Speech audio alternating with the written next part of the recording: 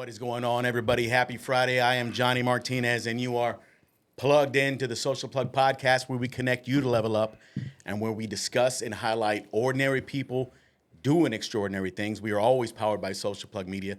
Today, we are in Collab Space Studios in beautiful and historic New Braunfels, Texas. It's sunny. It's Friday. I'm ready to rock. What's going on, J-Rock? What up, my dog? You doing all right? Man, I'm doing good. I forgot it was Friday, bro.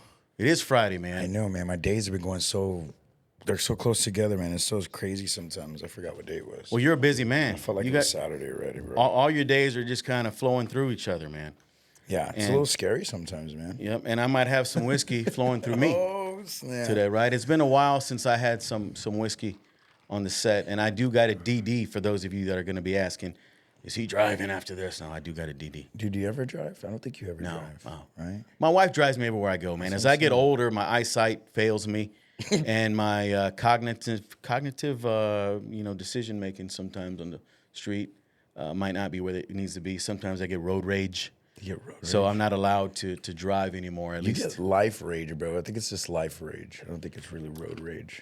Some people think I'm high strung sometimes. Mm-hmm. But that's just me. That's what you get, man, when you engage with us. So you're gonna be talking with Rebecca today.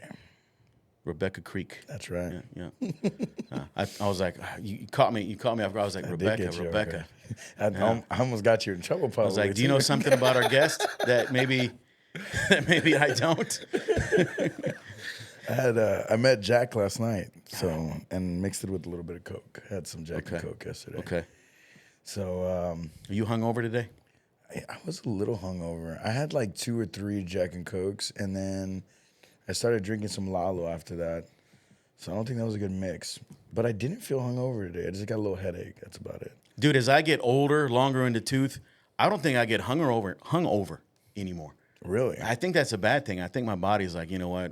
We've done all that young stuff, all that hangover stuff. That's for the young cats. So you don't get hungover at all anymore? No, I wake up feeling good, no matter if I sleep 3 hours, 4 hours. And granted, I don't drink a lot, man. I was about to say. I don't drink a lot. And I told you before the show, when I drink now, it doesn't taste as good as it used to. Yeah. When I was younger. That means we need to stop drinking, maybe. Yeah, probably. I took a little break with the man because I don't know. I don't like I was talking about the other day. I want a cold beer. I can't even get a cold beer anywhere, so the beer doesn't taste as great. And Twin Peaks? Yeah. I usually would go out there on a Friday night after my basketball games in San Antonio, but I don't want to travel over there. Scenic views is what they say. They promote scenic views, peaks. So whatever that means. Oh, I was like, wait, what the fuck are you talking about? Yeah. I was like, am I missing this slogan when I'm there? What the hell? Dude, hey, we're going to have a great show today. Hopefully, those of you watching will be informed, entertained, motivated, and all the above, man. We got a great guest. So this young man, I say young because he's younger than me, I believe. I think most of our guests are younger than me. I feel like grandpa sometimes. Papa. But I like going out and meeting these intriguing and influential people. And this young man definitely is intriguing, influential. He's a big part of the San Antonio commercial real estate game. He's been doing this for about 5 years or so, and I don't want to steal his thunder. I'm just kind of introducing him a little bit, just scratching the surface on his introduction.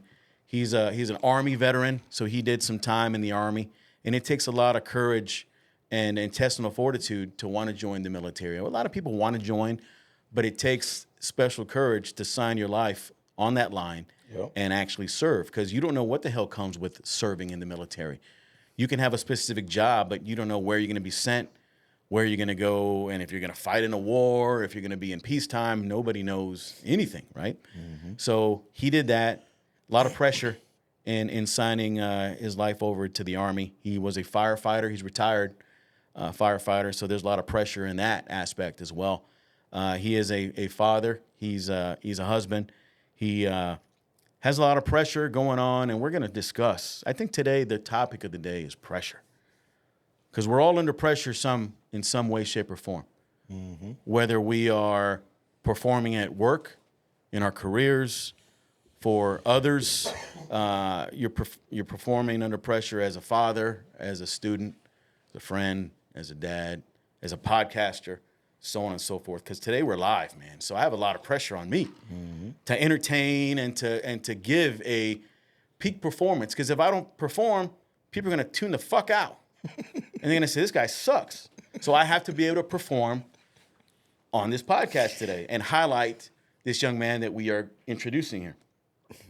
So we'll talk a little bit about that, what keeps him up at night, what keeps him going, what kind of trials and tribulations he's had in his life, struggles, what makes him successful, what makes him unique, what makes him stand out amongst the crowd, because we talk about that all the time. Yeah. So this guy's a game changer. So he does a lot in the community as far as organizing events, specifically for veterans. And we'll get into that, how his mindset is all about the veteran and Military City, USA. We'll get into that. So he's a game changer, and he's my friend Mike Vasquez. What's up, Mike? Yeah. What's up, Mike? There he is. Johnny 5. Yeah, thanks, man. Appreciate that. Yeah, and you didn't pay me for any of that intro. Dude, by the way. no, man, that's pretty dope, man. Appreciate that. I appreciate you coming out all the way from San Antonio. All the way. Yeah, Yeah, so- man. No, it's good. J-Rock. It's good being in your guys' presence, man. This is what's up. Yeah. I like this. Because we met a few years ago over social media, Yep. right? And you were like, dude, I need to get on your podcast. And then you had the mindset that I was blowing you off, right? Nah, I wouldn't say that, but I was like, hey, man, I was like, man, he's a really good speaker, and he has a variety of different guests on there, and I'm like, dude, I'd always love to go on and talk shop, whether it's real estate, veterans, our city, our community, our country. But I'm like, man, that's cool. So you might get the best out of me, you know, because I'm not the most well-spoken person. So I'm like, yeah, let's do it. But I was waiting for the invite and not the self-invite. And I was like, it's coming. It's coming. And it came. It came this week, Dude. right? Let's talk about it, bro. Yeah. All right. So you had an event that you invited me to. Yeah. And you say that I never answer my phone when you call, or I never That's right, bro. text He you don't back. he don't answer when I call either, so it's all good. Don't worry Phone, about it. text, and I'm an Instagrammer. I'm not a Facebooker as much. And Instagram, I tag him in stuff. Crickets. I message him. I slide in his DMs. Crickets. And Facebook, and then Facebook Messenger, which I never do, it responds. And I'm like, what, bro? I thought you were sending me a meme or something, an inappropriate meme. I was like, hell yeah, look at Mike. And then I was like, okay, maybe he is a grandpa. He's using Facebook Messenger. I was like, all right. But you didn't reach out to my MySpace. Friendster, dude. That's the only He place you didn't reach add out me to. on Friendster. Friendster. Holy shit. I haven't heard of Friendster in a long time. Or What's Napster. Friendster? What's Friendster? That's like a spin-off of MySpace. Well, right? that was before MySpace. Oh, no shit. Yeah, Oh, that was really? Okay. before. That was like the first, but then MySpace like evolved, and then it was just what it is. And remember MySpace? You had like your top 8 or something. Yeah. Their friends, Yeah. and if you like You renegotiate, anybody. dude, everybody's like, I lost "Hey, bro." I lost a girlfriend because of that. Because took her off the top 8. She's like, "Why'd you take me off?" I'm like, "Oh, I got bros before hoes there." You know what I'm saying? And you know what? The worst part about MySpace is I don't think I had closure. Like, you know what I'm saying? Like, I don't think I deactivated it. I think it was just like it was gone one day, and I'm like, can you get back in here? I had some very important stuff I put on my page there. Dude, remember you could do the background and the whole like pictures and stuff. Yeah. It's I don't think I ever deactivated my account, so I really didn't have closure. It was like Facebook, and it was like, what happened to MySpace? And Dude, like, Sounds like every they owe you relationship I reparations, have. man, dude, I know. from anguish and stress that you've had for not Yeah, I'm having gonna do one of those. your MySpace. Yeah, hopefully they have a lawsuit pending or something. And we get back $1 or something, right? Yeah, do you remember that? Did you have a MySpace account 2004 to 2006? You too could be getting some sure. green. Yeah. Yeah, dude. No, but yeah, Dude, how old are you, man? 44. 44. Yeah, I just okay. had a birthday a couple months ago. I was like, shit, MySpace. That's. Yeah, dude, I'm up there, man, in age. What year was MySpace? I was like 05, 06. Yeah, because Facebook, I don't remember when it came out. Just because of the movie, but Dude, I remember Facebook because I had Farmville. oh shit, Remember, I had to water my crops and all that kind of stuff. See, I and didn't get involved. MySpace started in August 1st of 2003. Wow, man. That is crazy. That is gangster. First social network to reach a global audience and had a significant influence on technology. pop culture and music. And it's timeless because shit, we're still talking about it today. Yeah. Didn't Justin Timberlake purchase it and made it a music platform? I thought so too. Like I said, I didn't have closure, guys, so this is all news to me.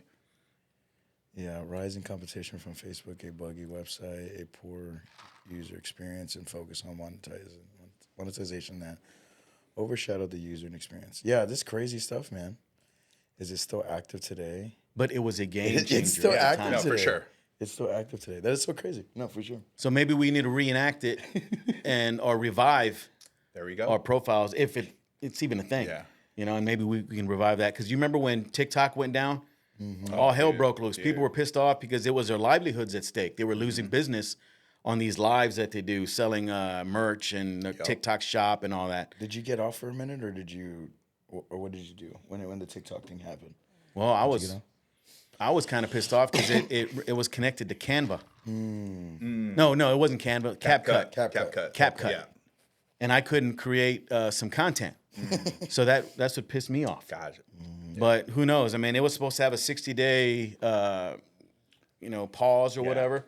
And I think it's been past 60 days. So who knows? Maybe people just forget about it and keep going. So but it's I know still all linked, good? Yeah, I guess. I know it's linked to China, and I know the president and China aren't really on good terms. But who knows? As long as they keep the TikTok going, I think we'll be okay. Yeah. You got Trump and Elon not getting along right now, too. What's up with that, They man? got Masa, dog. What's up? Yeah. do you think it's some real beef, or do you think it's all a facade, like it's some fake shit? Like you and I were like, hey, let's trick everybody.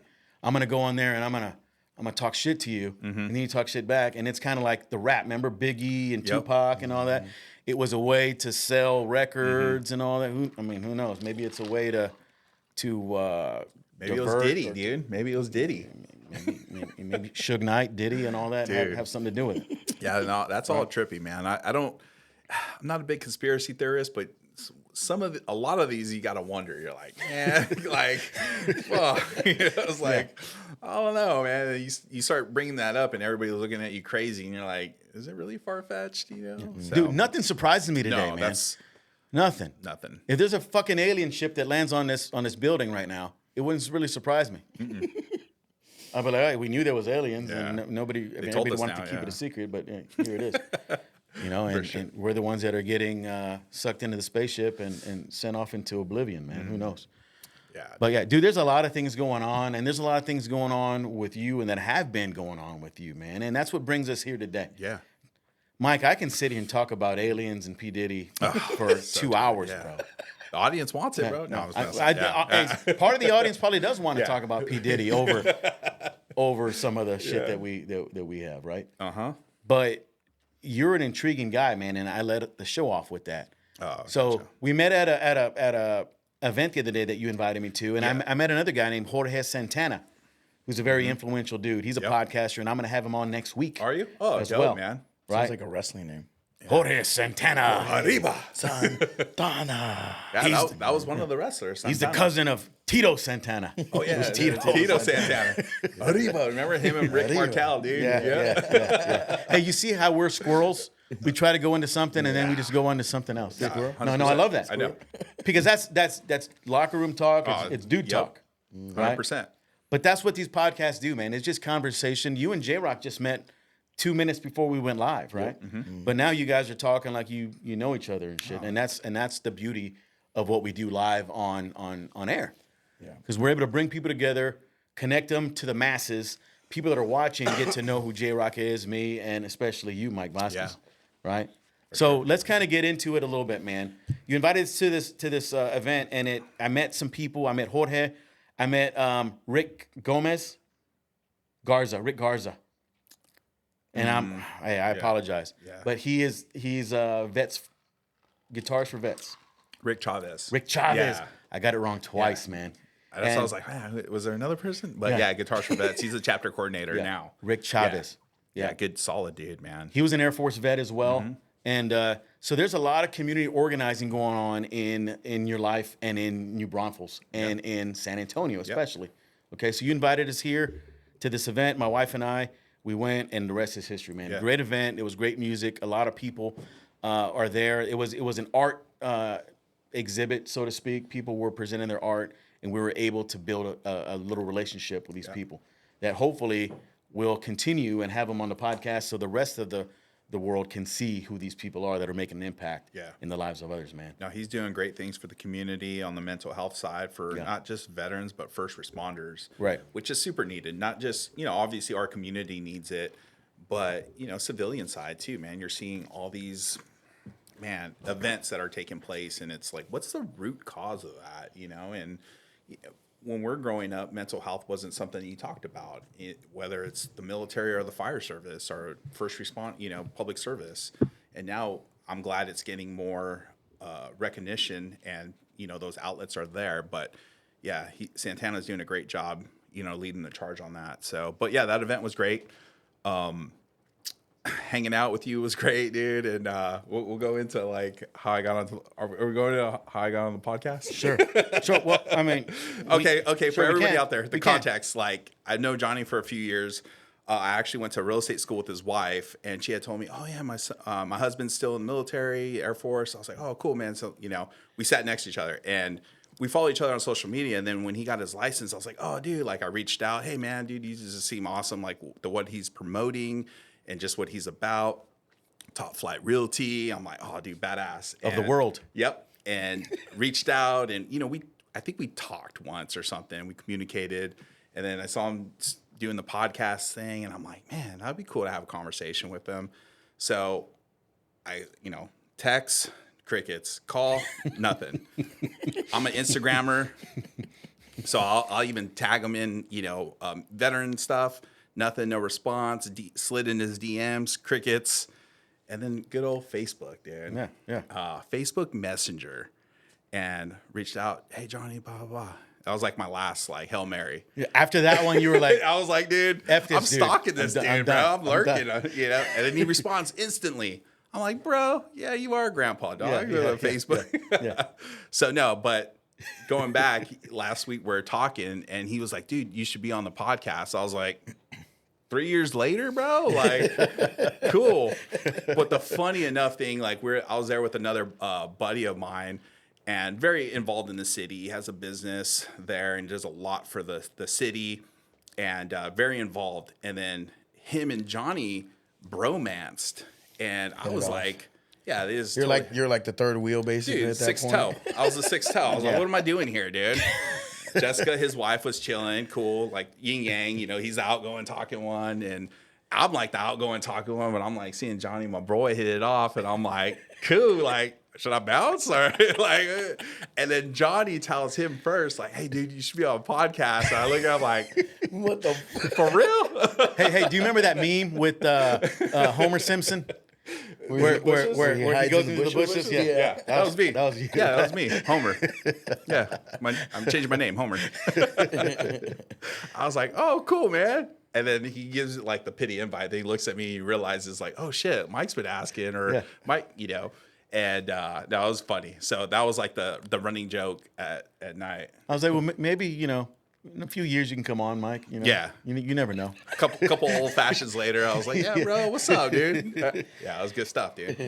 But we hit it off. So there's a cool little bar in San Antonio downtown, 1919. Yeah, Speakeasy. You were the one that told me about that. Yeah. You were like, hey, I'm going to go hit up 1919. I said, okay, let's do that. Yeah. And yeah, we had a few drinks, and it's a badass little bar. So those of you that are in the Blue Star district, go check that place out. Tell them Mike Vasquez sent you, and they'll give you the first drink free. Maybe not. Probably not. Tomorrow. On Johnny's tab. Johnny Walker's tab. They're gonna say tomorrow. You'll get it tomorrow. Tomorrow. But no, that's the cool thing about like that area of Blue Star. Like, and going into San Antonio is one thing I've noticed here is moving here from 2018, and we can go into the story. But one thing, my wife and I notice about this city is people are allergic to walking here. There's no walkability. And to be able to park once and go to multiple locations, we have like 3 mature districts in San Antonio, and that's a problem. One is the Pearl. Pearl's like a macro district. And I'll go into the history about that, but the walkability. So you have one that's pedestrian friendly. The other one would be St. Mary's, and my buddy Lorenzo Gomez has a great quote. St. Mary's Strip, I don't know if you guys are familiar with St. Mary's Strip. Yep. So most San Antonio people know it. You're either going to get shanked or pregnant going on St. Mary's Strip. Yeah. And then the third is like the South Alamo friendly spot. Or barked at. I got barked at by some girls on St. Mary Street. We were like, "Hey, what's up? What's up, ladies? How you doing?" I was like, "Okay." Yeah, for sure. That's how you say no, right here. Yeah. I think they wanted you to like be afraid of them. I think so. Maybe you were creeping on them, man. No, I was definitely not creeping on them, but they were like little chihuahuas, bro. Like this freaking, you know. Were they hot? They were. Okay. I wouldn't chat. I wouldn't holler at them. Yes. But yeah. So yeah. Yes. I think But you had the- they were tortas Spanish playing. Bigger the panza, better the chanza. Oh, I'm sorry. No, you're good. My bad. So you This were is a saying, podcast. Yeah, bro. No, all good. But yeah, those are your 3 mature districts in San Antonio. Now what you're starting to see is the micro districts starting to pop up. South Presa, River North District, Creamery District. So these are all places where you have park once and you have multiple locations, like multiple spots to go to. So the San Antonio, I'm thinking, and again, I say this because my wife's family's been here for over 20 years and me coming back here, and I've only lived here since 2018. But seeing that,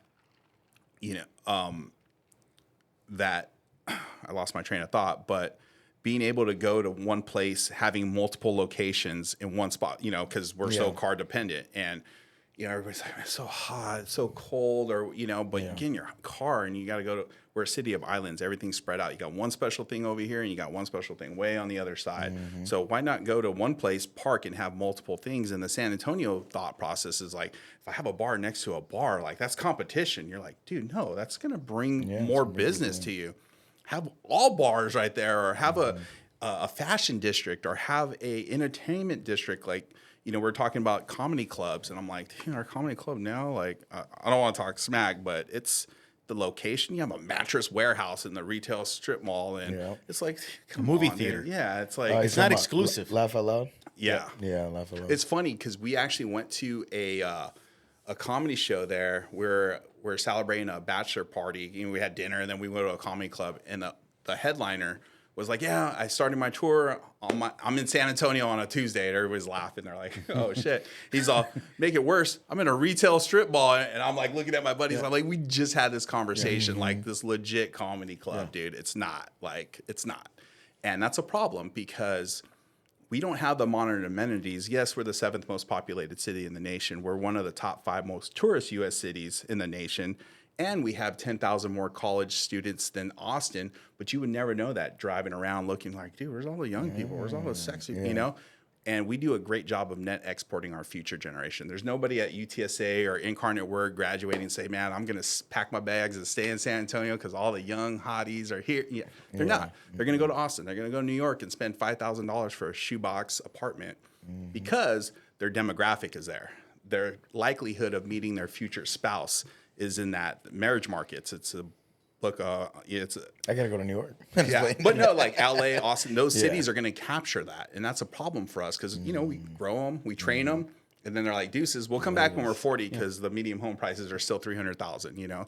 You're a metropolitan city, but yet we don't have the modern amenities. So again, that's a problem because that's our future workforce. We're net exporting that. That's our innovators. So if we establish modern amenities, they're more likely going to stay. Yep, absolutely, man. But I think San Antonio's a little inconvenient, is what you're saying. It's a lot of things are on the island, and it's far apart from each other. And you're right. There are people that have that competition mindset. It's market sharing when you have 3 or 4 bars, maybe a whole block of bars in one street. Everyone's going to profit from it. Dude, everybody's going to sure. get notoriety, word of mouth. People are going to say, oh, man, I like going to this. Kind of like maybe downtown New Braunfels or 6th Street in Austin. Yep. Kind of something like that. Everybody profits. Everybody flourishes. For sure. Man. For sure. There's a street, I won't say it, but I got a good listing coming up there.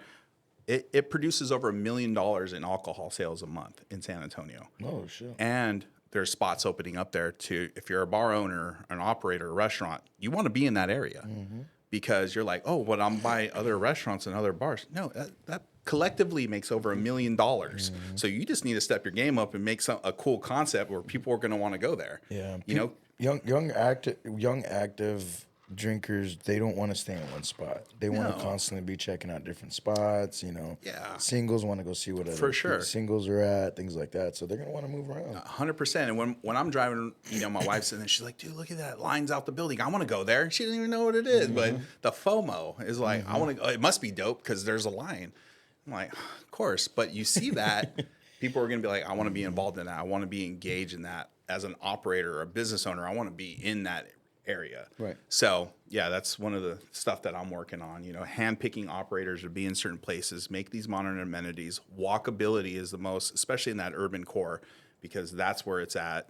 Everything will domino effect after, spread out, but we need that, and we need to keep the future here.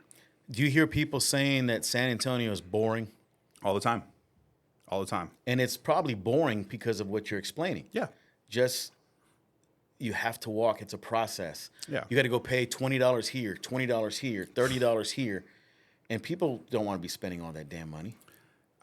That's another great point. Like, I live in the suburbs, man. I wish I lived in the urban core. When I moved here, full transparency, I had no idea what was what of San Antonio. Like, yeah, visiting my wife's family, coming here, I'm like, oh, this city is so dope. Like, it's just so much opportunity here.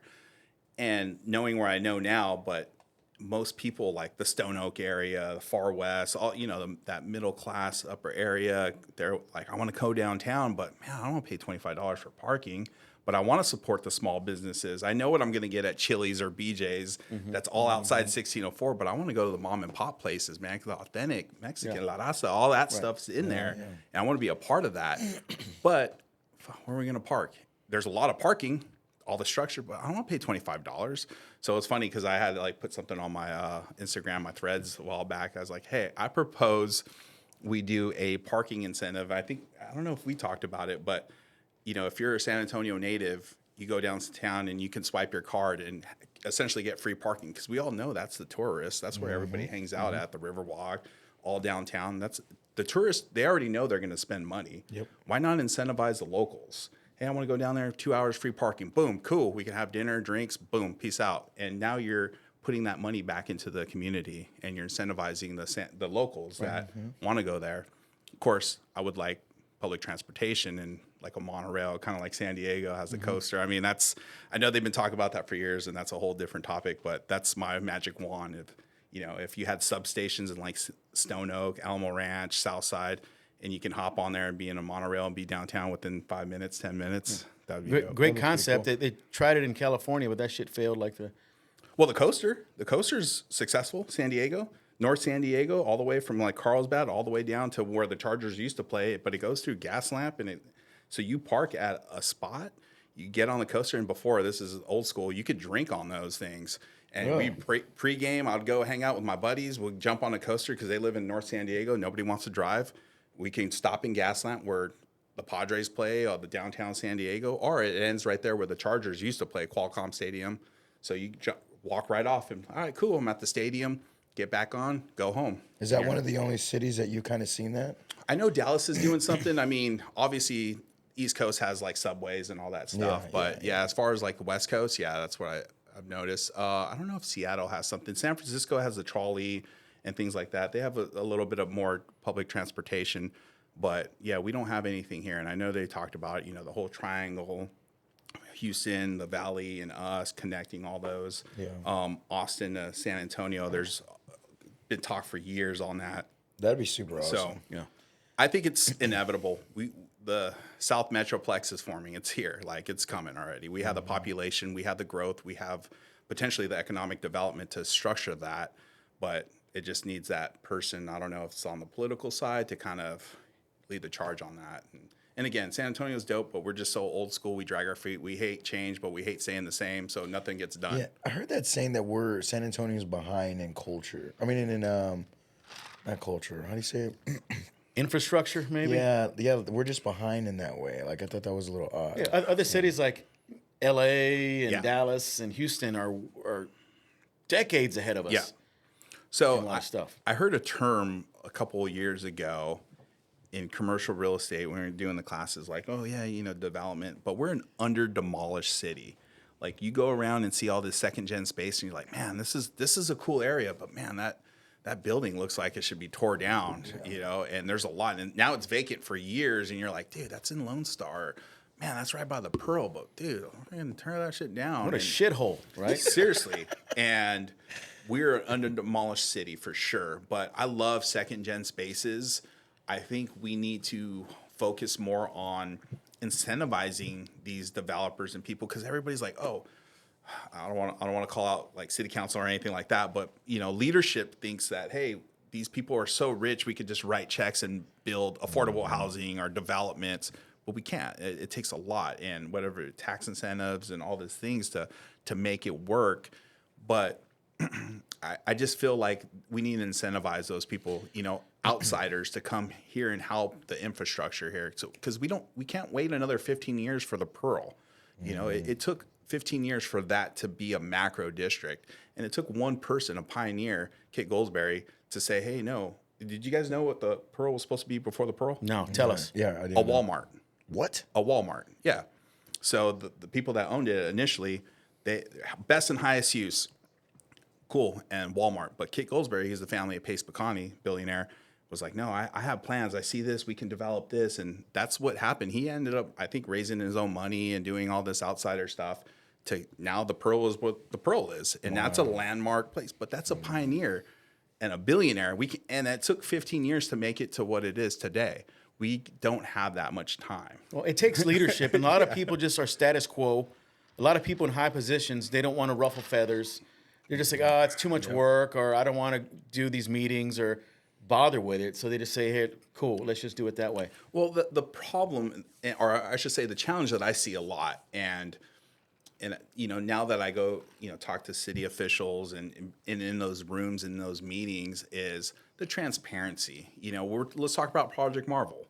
Yeah, we've done a poor job as a city to say why we need it and who's going to pay for it. And what is Project Marvel, by the way? Project Marvel is the downtown, so the new Spurs Stadium with retail, housing, and renovations of the convention center, the courthouse, but they also are going to incorporate a land bridge that goes over the freeway into the Alamo Dome and St. Paul Square, which I'm a huge advocate of St. Paul Square, another micro district. But that one fails because with districts, you got to have residential density. Per the urban planning development, you have to have 2,500 residential units to support one retail block. St. Paul Square doesn't have that. That's why when I name the Pearl, St. Mary's, or Southtown, it has a residential density to support all the retail, all the stuff around it. So St. Paul Square doesn't have that, and that's why you get the ghost town that it has. Only at night when stuff pops off, but it's another island. People drive there and they drive home. There's a dope coffee shop there, and people drive there, grab their coffee, and deuces. And that's a problem. 1902, there's a club right there. People drive there just for that, and guess what? They drive home. The ESPY is there. Is it? Oh, yeah. Right there in that corner. I think I went to a few concerts there, a few parties. But yeah, I mean, it's 1902. Is that by the old Sunset Station? It was right. So Alamo Dome, it's walking distance right there. It's just like on the north side. Yeah. There's a lot of gap. You're right. There's a lot of gappage there. A whole lot of nothing is around there, like behind it. Yeah. So, well, behind it you have the Baldwin, which is like 300, maybe a little bit more residential, like apartment complex. But that's all you got there. There's a few hotels and stuff, but you don't have the density. I want to be able to go walk and grab a coffee, walk my dog, grab coffee, and go home. All those other places that the mature districts have that ability. Yeah. St. Paul Square doesn't. Have they cleaned it up, though? Because I remember back in the day, you might like this, J-Rock, Cherry Street. Remember that? Cherry? No, you've only been here for a little bit. Cherry Street was a place where the night walkers would hang out, J-Rock. And I don't know if you know what that is. What's a night walker? No. Night workers, night walkers. Ladies of the night. All right. So the lot lizards. Lot lizards. Oh, yeah. man. You would like this, J-Rock? Yeah, J-Rock. Hey, bro. J-Rock, just massage parlors. Just to put your business out there, J-Rock. Dang, bro. I love it. But yeah, so St. Paul Square has a lot of potential, but nobody's doing nothing with it. Yeah. Right? And it has, you remember, you probably remember this, the Spaghetti Warehouse is right in that area, and they have a heavy metal concert venue where Spaghetti Warehouse was. It's right in front of it. and there's been some grunge bands and stuff that go there, and some really? Cool. yeah, but it's in that district. Yep. But all I know there is the Alamo Dome and the 1902 Yeah. and the ESPY. That's pretty much all there is. Got a couple good coffee shop, couple restaurants, but again, you're driving there, pulling up, and then you're bouncing. $25. Yeah. And again, the sustainability. That's why you go there you go there right now. It'll be crickets. Right. You know, I actually did a social media video on that. Like, I love St. Paul Square, but I walk in there. I'm like, hey, this is St. Paul Square on the afternoon, and actually the crickets come in.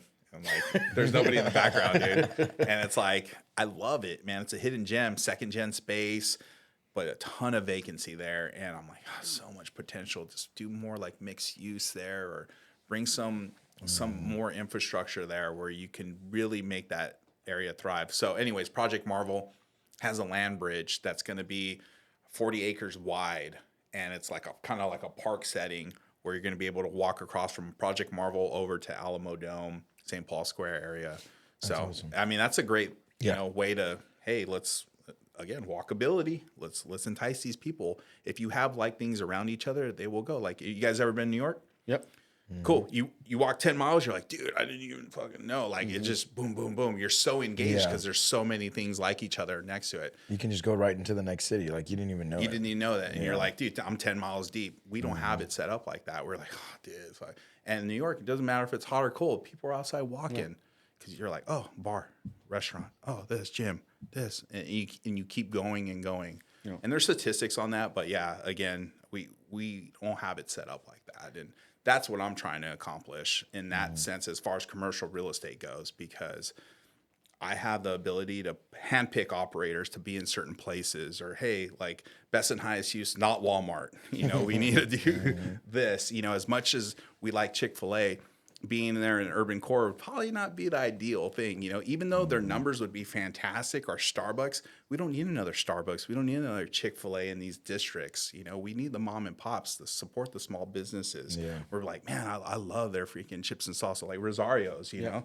man, their ceviche is fire, bro. But we can go next door and go to Mavericks and eat and have a great ribeye or seafood plate. Cool. And then we can, hey, let's go get a nightcap right now, you know, and it's all walkability. I'm still parked. I didn't have to get in my car and keep going, you know. And Rosario's feeds off of Maverick. Maverick feeds off of Rosario's.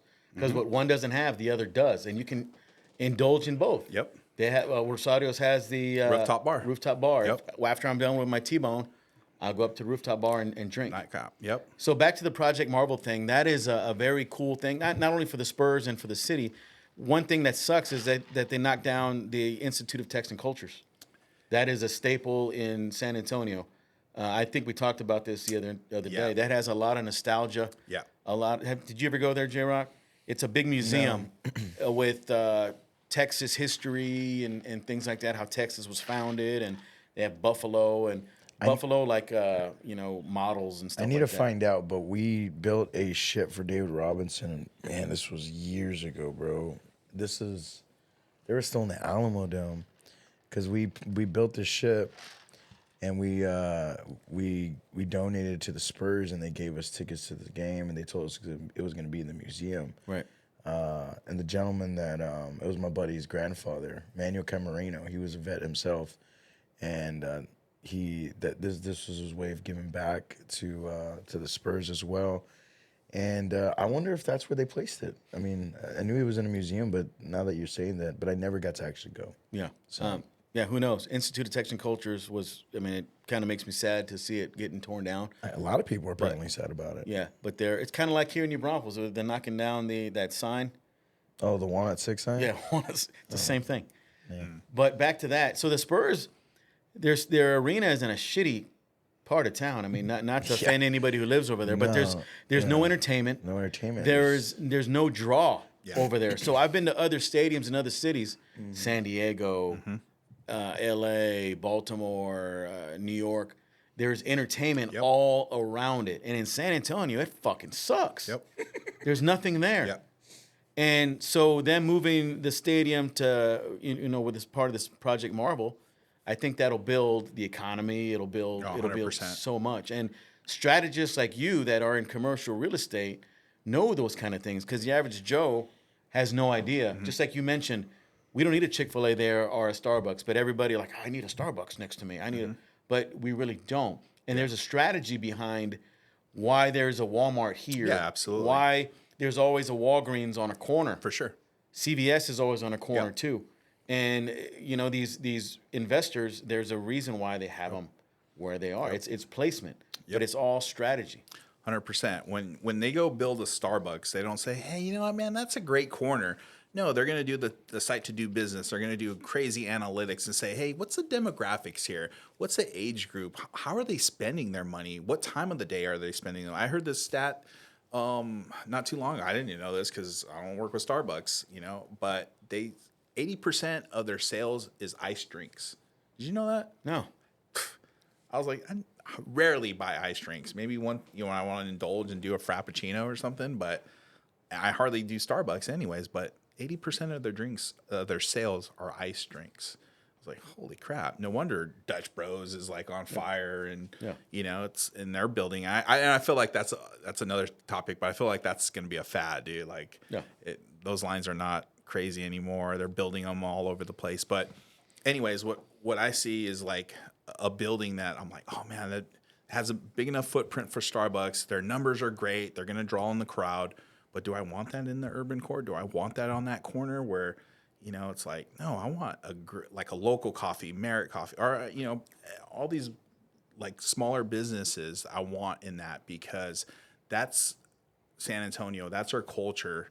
And having these local small businesses, and, hopefully they grow into multiple locations, but I think that's my intentionality, is keeping those small businesses there thriving, because that's our culture, man. It's like you go in there, the owner's name, and what up, bro, and chopping it up. I feel like that's San Antonio. Everybody, it's like Cheers. Everybody knows your name, and and that's how our city's thriving. That's the foundation. Again, I'm not from here, but like I feel like the city's like embraced me. So I'm like, man, I'm in debt to you guys, and now I'm trying to make this place, cooler, because I don't want my kids to grow up and be like, yeah, San Antonio is where we grew up, but I'm from LA, and that was just cool. I'm like, nah, dude. Like, and going on the real estate side of stuff, and we hear a lot of this term called generational wealth, and oh man, what are we gonna leave our kids and this and houses, and I'm like, dude, screw that, because I think our work being entrepreneurs, I think we're gonna leave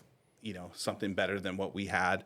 But my idea of generational wealth is creating a community that our kids are happy to be a part of, to thrive in. Like, dude, my parents were involved in that bridge or Project Marvel, or hey, this district.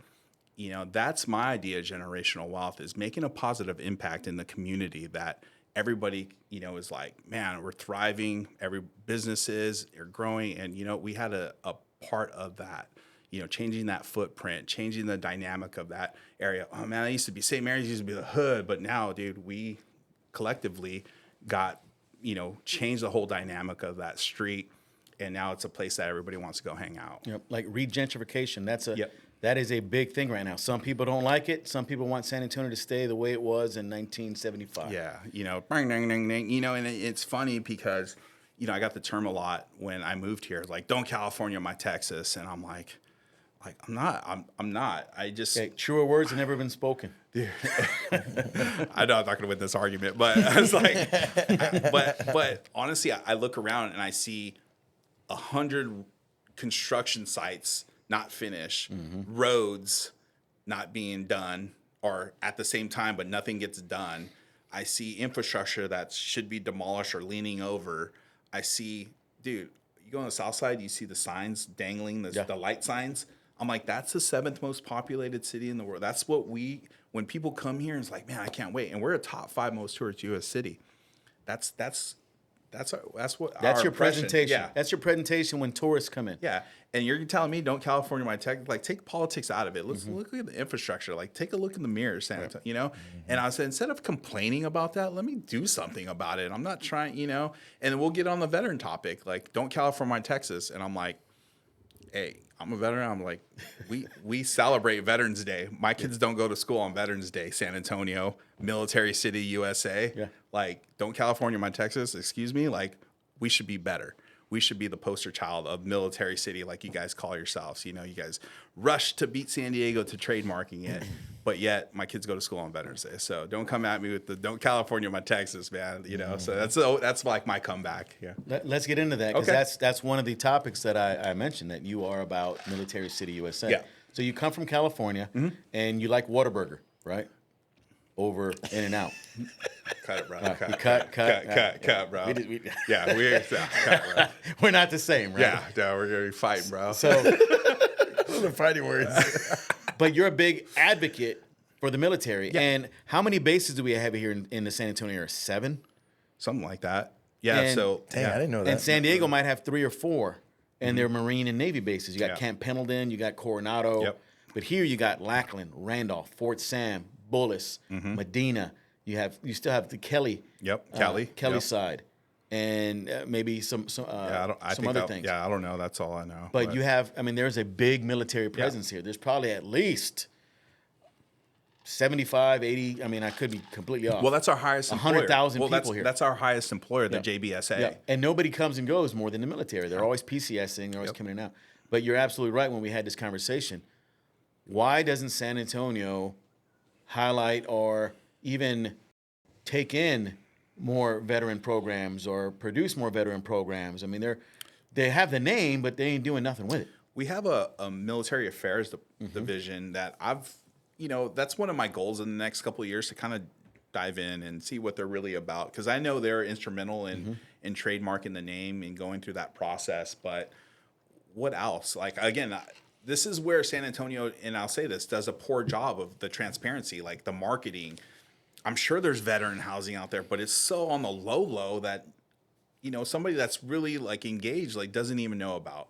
What are we doing for Veterans Day? I know small groups, third-party organizations, they'll organize something, but how come our city is not organizing? You guys rush to be called Military City USA, but yet the city doesn't host a parade. Why?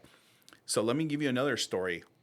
When I was a firefighter in California, we knew every St. Patrick's Day that FDNY hosts the longest running firefighter parade. And everybody from the whole world would flock there. Even Europeans would flock there, but everybody from the country would have flocked there. Go there. It's tradition. You go march in the parade, drink beers after in your uniform. That's like the thing to do. How come veterans are not flocking here for Veterans Day? I've never heard one veteran say, man, I'm wait to go to celebrate in Military City, USA for Veterans Day. November 11th, man, I can't wait. Nobody. Crickets. And why is that? That's a problem, because we're Military City, USA, right? Where should be the standard? We should be conducting celebrations. We should be having long parades. I know we have, I think, the largest Martin Luther King parade, which is awesome. But how come we're not doing anything for the Veterans Day when we went out of our way to be called that? And that's what I'm saying. So I just hold it to a higher They standard. love the name. Yeah. They profit from the name, but what the hell are you doing with it? And I'll call out city council right now. We need to do more to support these veterans. Yeah. I mean, hell, I'm Johnny Martinez, or veteran, all right? And you need to do more. So let me ask you this. Is there any veteran leadership in city council, in the city structure, anything like that? Maybe that's part of the problem. Yeah, I know there is. I don't know. I'm not plugged in enough to that, where that's one of my goals, again, to figure out how the dynamic is working. And I was working with one of the mayoral candidates. He didn't make the runoff. And I was gonna be part of his veteran task force. I was in his ear for the last 2 years and saying, hey, listen, here's low hanging fruit. One, celebrating Veterans Day. That's not going to cost taxpayer money. Shit, they're off for Battle of the Flowers. My kids don't go to school on Battle of the Flowers, but they go to school on Veterans Day. Right. Like, I understand the history for San Antonio, and that's cool if you want to observe it, but we're not called Battle of the Flowers USA. Without veterans, we wouldn't have a fucking Battle of the Flowers. Yeah, that is true. That's what I'm saying. So does other states, or I should say towns or districts or whatever, do they have off for Veterans Day? Yes. Yeah, I was just saying, California, my kid, we're off Veterans Day. It's a federal holiday. It's one of the 12 federal holidays. Yeah, Like 4th of July, Christmas. yeah, Christmas, Those federal kind of things. holidays. Yeah, I don't know why that never hit me. And most people don't even know about it. Yeah. And they're like, oh yeah, good. It's like, I'm like, how come no more people are not speaking out? I'm sure there's a root cause for it, but I don't know. I mean, Yeah. I try to Google that, like, how come San Antonio doesn't observe Veterans Day? Doesn't come up.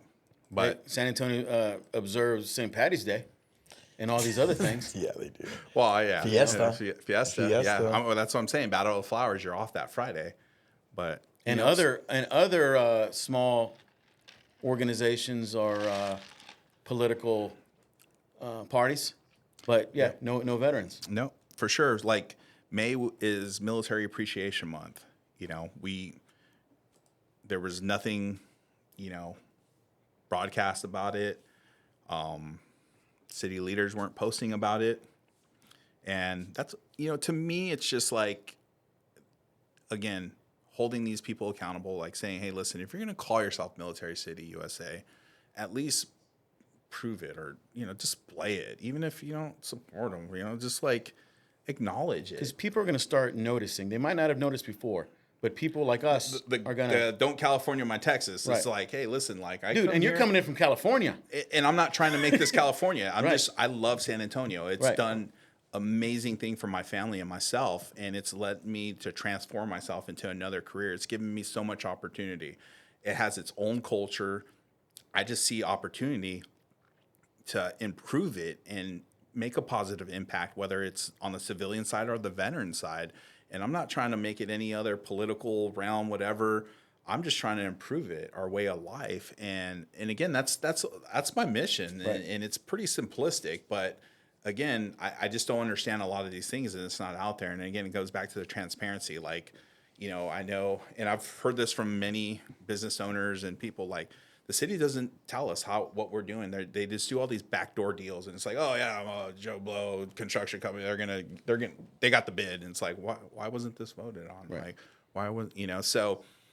It just goes back to that, and that's what my focus is. The veteran housing, veteran benefits. I'm sure they're out there. We have organizations like American GI that help support like veteran housing, but how come we're not doing veteran housing projects more throughout the city? Because when they get out of service, or whether they're substance abuse or they're down out in their lives or divorce and they can't financially recover, a lot of these veterans have, I would say most veterans have skills coming out of the military, their AIT school, or, they're a mechanic for 20 years in the military. High level stuff. Leadership skills. Dude, yeah, that's for sure. Leadership skills, working under pressure, all these things where, man, they thrive in the civilian. They just don't have that Backing. The resources to say, hey, because they're like, oh yeah, you're this, okay, well, a minimum wage job, and it's like, dude, I could smoke that freaking manager, supervisor there. Right. I've done way more, but we don't do a good enough job of transitioning them now. I know they have a skill bridge and other programs like that, but most veterans and people don't know about it, and that's the problem. So Having the not community, but the city support, because funding and budgeting and all that kind of stuff can go a long way, and it can better our city in so many ways, man. When you lift people up, you get lifted up as well. And it's a pretty simple topic, pretty simple subject to wrap your head around. I think so. You lift the veterans around, because those are the ones that I said I let off early in the show. They're the ones that have the courage and intestinal fortitude that some of these people in the city or in politics or wherever they're at don't have, that they never served. And serving, you just have a different mindset, presence, skill set, all these things that other people cannot ever even fathom.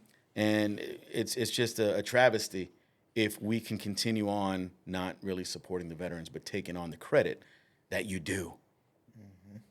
Yeah. It looks like Wisconsin is the only state that does not recognize the holiday as well.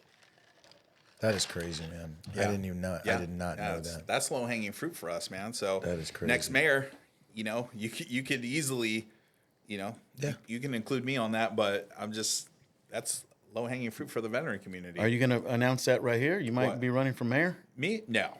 It's funny enough, Johnny. I've had quite a few people ask me. My postgraduate or my graduate degrees in public administration, and so I know a little bit how city works and whatnot. Being in public service too, in the firefighter community, in the department I was with, a large union, all this stuff, and again, when I got into the fire department, I didn't realize how political it was. You know, we're fighting for our retirement, we're fighting for benefits, we're fighting for our contract, our pay. Meanwhile, somebody in, you know, up at the state capitol in the air conditioned community is like, man, these firefighters get paid too much. Are their retirements better than mine? What the hell? No, it's true. crazy. It is. That's crazy. It's crazy. When I was a firefighter in California, my retirement, luckily I was grandfathered in, but it changed 3 different times because, again, there was so much pushback at the Capitol saying, well, you can't get paid that much. Your retirement's this. And I tell people, it's like, we don't get paid for what we do. It's what we're willing to do. Yeah. What we're willing to do. I've been on some of the largest wildland fires this country's ever had. I've been in some of these hairy situations where or I've been away on holidays or working the time away from home. People don't realize that, man. You're living this other life because you're serving the community. You're trying to provide for your family. It comes with the cost, though. Just like serving in the military. Like, we love what we do, but it comes with the cost. You know, we're away, we're deployed, we're FaceTiming our kids, or we're missing births. You know, not just birthdays, but some people are missing births. You know, are those veterans that don't come home, they risk their lives, and you know that's comes with the cost. And so when it comes to veterans and first responders, yeah, I'm pretty vocal about it because that's a hill I could easily die on. You're not going to reprimand me in any way. You know, we're not going to give you business. I don't care. Like, veterans and first responders, who's going to fight me on that? So. Answer this for me, brothers, firefighters. Yeah. You'll have, I mean, obviously you're going to work and you could probably not come back home. Yeah. You know what I mean? And that's, I have a coach that helps us out. And he's a firefighter, and his energy is just up there, right? And I love that about him, right? Yeah. But at the end of the day, like, I've heard some other people talking about him because of his energy and the way he coaches, and I'm like, that he's going to be on the top of everything because you got to think about what his lifestyle is. Like, he's literally, he could be telling his family by, last time. Yeah. You don't know that. So think about that. Every single day, they're going to put their lives on the line. You know what I mean? Yeah. It's crazy. But you just don't know. Like you said, it's what you're willing to do. And when you have that mindset of what you're willing to do, man, that's everything, man. Crazy, I'm going to go in there and save that family. I mean, obviously, scenario based, but I mean, just imagine this, J-Rock. You're having dinner with your buddies at a table. Just got finished dinner. Dude, you get scared because the bells go off, bing, and you're like, your heart. Just like that? Yeah, exactly. Hey, you scared me over here. I didn't hit the table, bro. But you're eating. You just got done cooking dinner. You're with your boys. Bing, and you're like, your heart jumps up, drowning. Blah blah blah. 1, 2, 3 Main Street, and you're like, oh, dude. As a firefighter paramedic, I'm the lead guy on that call. So I'm like, dude. Now I'm running scenarios through my head. Do I have to go in the pool? Do I have to, how am I resuscitate this person? My drug calculations for maybe it's a pediatric. Now I'm doing all this med math in my head. And I got to do that right then. I have to be in my A game. Or you're in the shower and bing, bing, bing, and you're like, try putting on socks when you're wet. Or in the middle of the night, bing, structure fire, commercial fire, and you're like, dude, this is like crazy shit. And you got to go 0 to 100 real quick. You got like 3 or 4 minutes, right, to get your stuff on. You got to be out the door within a minute. Gear. Yeah, within a minute. But on the road at night, I think it's a minute. Well, our standards were like a minute and a half. But yeah, you're running to the fire engine, and you're like scenarios are going through your head. But again, we train so much; it's just muscle memory, just like in the military. Like first time I got blown up, I was all, I was like, touching myself. I was like, okay, all right, cool. Like and then the training kicks in. You're like, okay, this is step 1, 2, 3. Same thing with the fire department. Like I couldn't tell you how many times I was like running on fumes. I worked like a 4-day, 96 hours straight at the fire department. I've worked longer than that, but a standard, like, a couple days of overtime or something.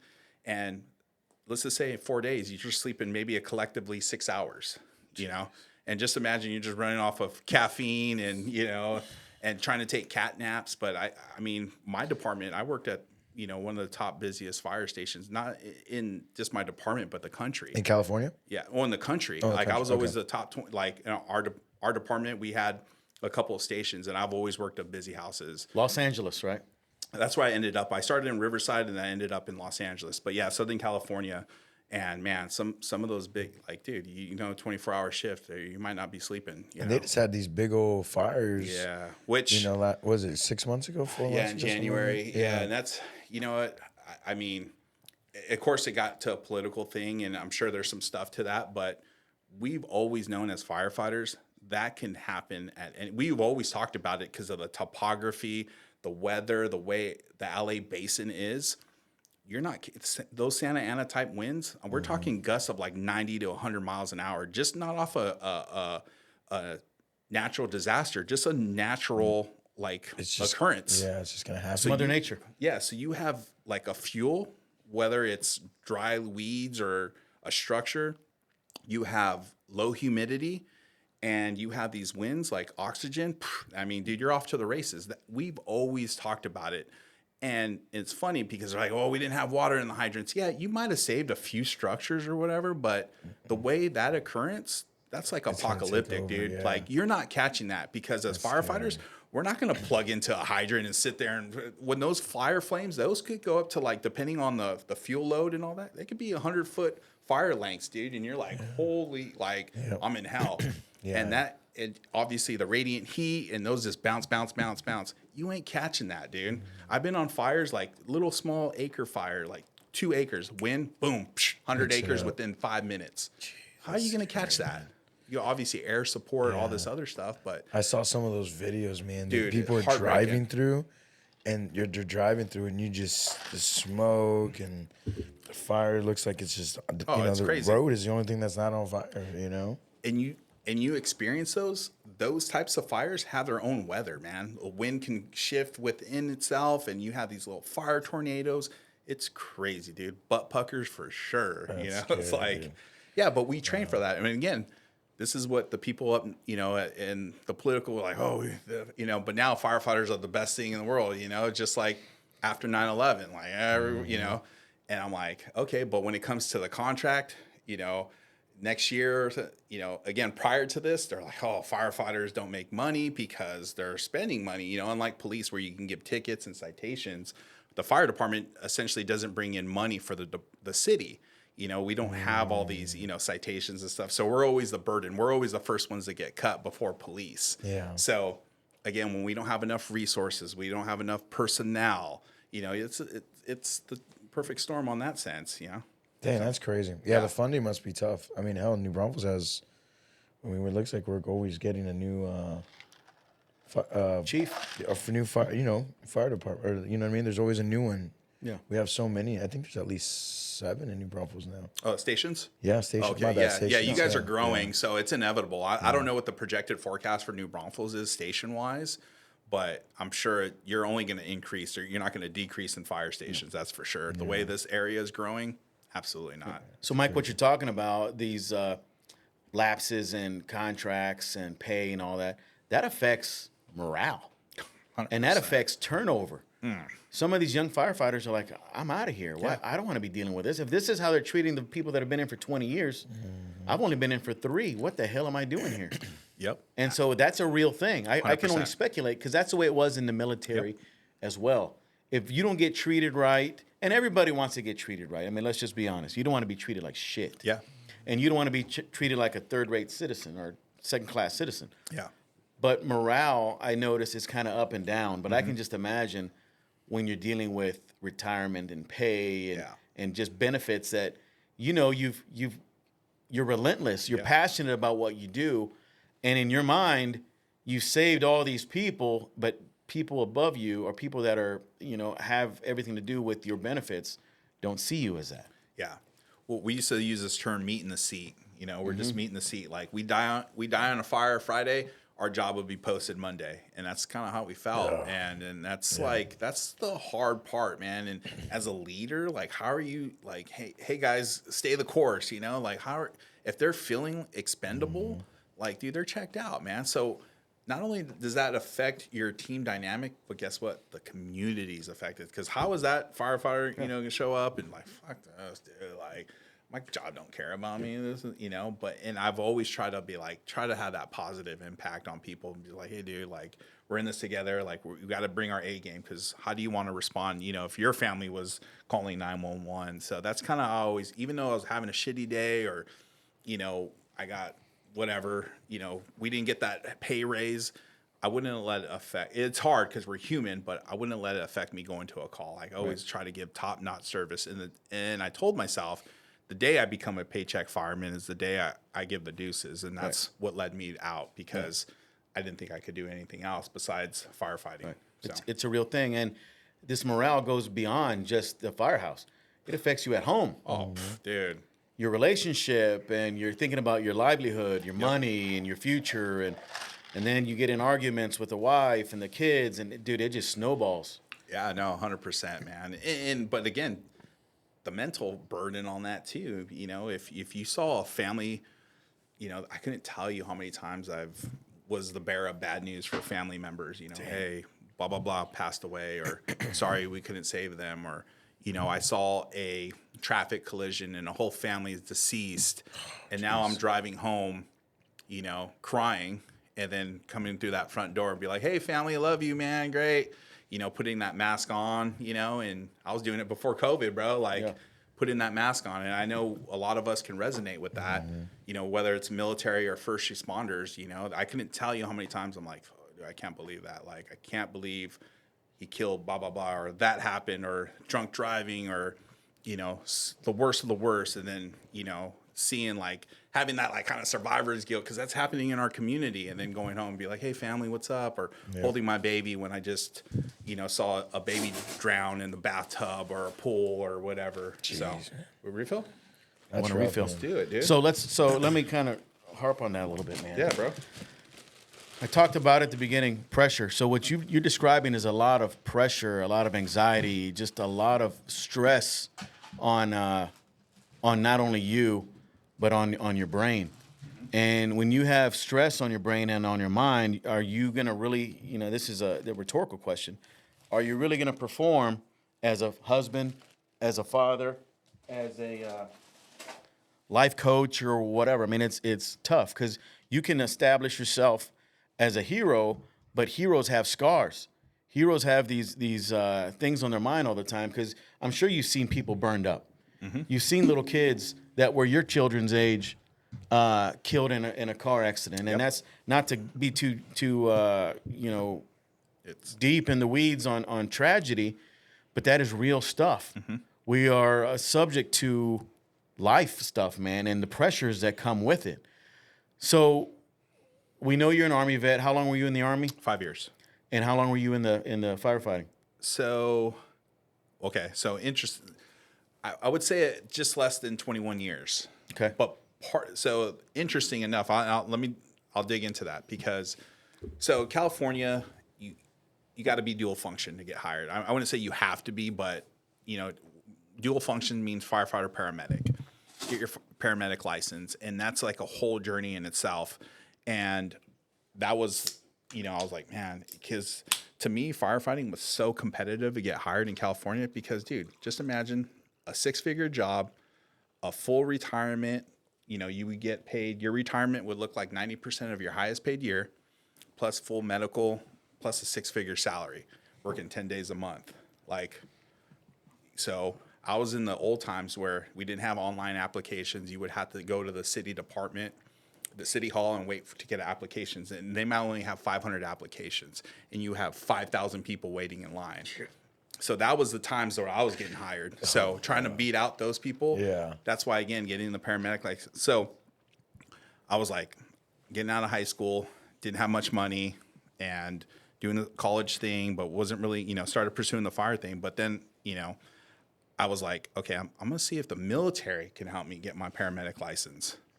So all I knew was the Army. I didn't know any other branch, because my family, I have a lot of family in the Army. And went to the Army, and they're like, yeah, dude, you can be a paramedic, all this cool, you know, and took the ASVAB, went and started meeting with the recruiter. And right before I was going to sign, I would say, hey, just want to make sure I come out civilian, I'm going to be nationally registered paramedic. And the recruiter's like, oh, no, you're just going to be an EMT. And I told the recruiter, I'm like, I'm already an EMT. Like, that's a basic certification. I need my paramedic license. So at the time, I didn't know this, but at the time, Air Force was the only branch that had a national registered paramedic. I go, that's what I need, but I didn't know that. I didn't know. He didn't even say, hey, go to the Air Force. It was an Army recruiter. So I would have went to the Air Force. So long story long, I didn't sign up then. And I went my own. I ended up doing my own paramedic and all this stuff, getting in debt and getting hired. And it was really competitive. So While you're in the Army, you're doing this? no, so I didn't okay. sign up. Oh, you then. didn't? Okay. Yeah, I Gotcha, was 19. gotcha. I didn't sign up. Okay. Because I already had the EMTs. I would have came out with the same certification. Yeah, So I'm like, but I want to serve, but I want to also come out and be a fireman. Yeah. So I didn't sign up. So went through it all on my own, got in debt, got hired, it took some years. I'm about 7 years in, and I'm like, this is the dream, because firefighters, we always say, we're living the dream. We're living the dream, can't face reality. We're living the dream, And I was single, living in Orange County, a block from the beach, traveling the world, because I only work 10 days a month, partying, doing whatever, Europe, Miami, New York, I was just doing it. But I wasn't fulfilled. And I'm like, 7 years in, and I'm like, I want to be a veteran. I want to serve my country. We're still at war. And so. What year was this? This started in 09, 10. Okay. 10 or 11.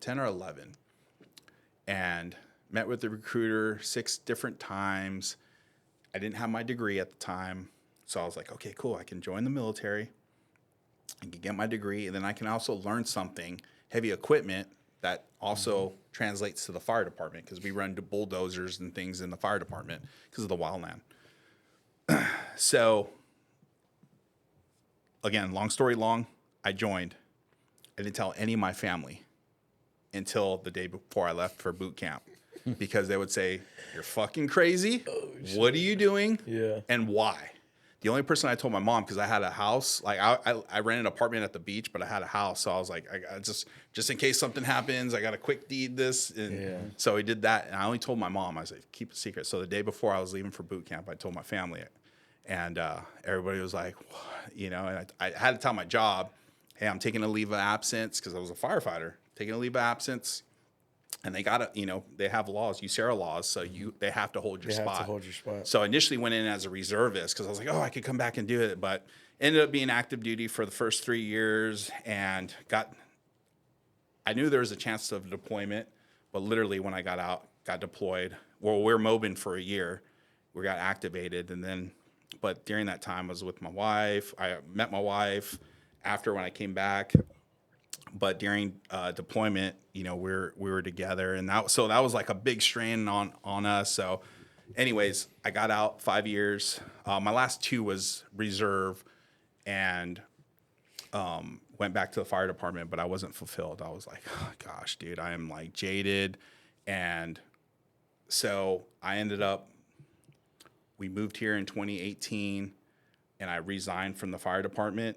I just left it, moved here, no job, no house. We're just going to figure it out. I ended up getting employed by another fire department here, because after about a month, I didn't start right off the gate with real estate. I got my real estate, the schooling, but I was like, I need to get a job. I need to start working. We need to get a house. So, became a firefighter, but I'm not even going to talk about that, but I knew I was already checked out. So I did that for a couple of years while I was working on my real estate stuff. And then I went to graduate school. So all that during that time. And then in 2021, my real estate career started really blossoming. And then I got cancer. And then I was like, God, what do I do? And so happens it was the same month I made the most money ever in my life, in 1 month. So God was telling me, like, hey, man, like, this is where the path I want you to go.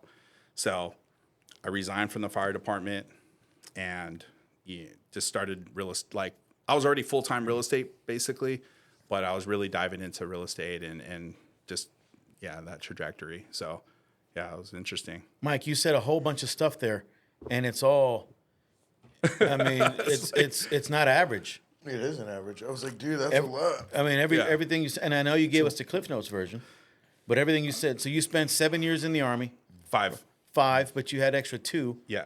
So you had the No, it was 3 in the 2. Okay, Yeah. 3 and the 2. Yeah. And you mentioned that you had gotten blown up. Yeah. That was in the Army. Yeah, I was in the Army. Yeah, my deployment, my unit took 29 hits. I took 4 of them.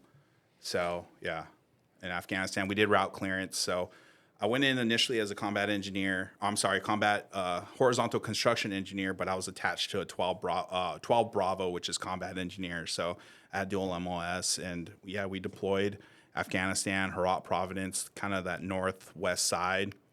It's actually one of the first places that the Taliban took back over when we did that disastrous withdrawal. But yeah, deployed there. It was supposed to be 14 months, ended up being 10 months because it was towards the end of the war, 2014.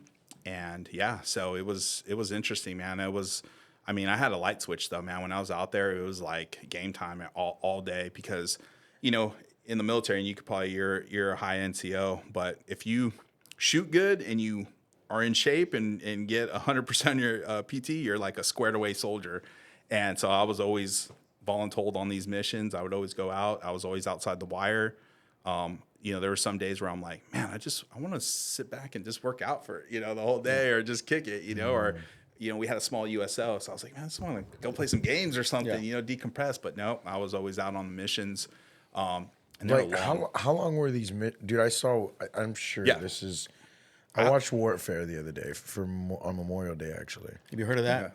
Have you seen that movie, Warfare? I've heard of it. I haven't watched Dude, it. you got to see this movie. Yeah. That movie. It's a moment in time. Dude, yeah. There's no plot. No. It's just a moment in time. Was it the soldiers that shared this story or something? Yeah, that's pretty much. Yeah. It was like 7 or 8 soldiers got together and they all traded war stories and they said, let's just make this movie about our time. So they invaded a village in Iraq or one of these countries, and they were surrounded by the enemy. And it was a firefight to get the hell out of that situation, and a few got blown up. I had so much anxiety during that movie. Like, I was just at the edge of my seat, and then I caught myself like part of the movie, and I'm just like, I need to calm down. Like, I had to pause the movie. Yeah. Wow. Because of how real this thing Stress. felt. Yeah, I was just like, dude, I can't even imagine these guys like in real life going through this shit. It's on Prime. It is. Oh, okay. It's Warfare. Yeah, it's probably one of my favorite movies now. I grew up. My grandfather was in the Army, and boxing and Army movies or military movies is all we watched together. So anytime a new movie comes out, I gotta watch it, right? Yeah. And it just reminds me of my grandfather. But watching this movie made me I have so much respect for military veterans, all of it. But watching that movie was like, dude, that changed the way I looked at what y'all did out there, man. So that's what my question was going like, you had to be on at all times, bro. Like even when you're probably sleeping. Oh, all the so time. like when did you finally get rest, bro? Your mind's always racing. When I was in country, I never had rest. I never was at peace.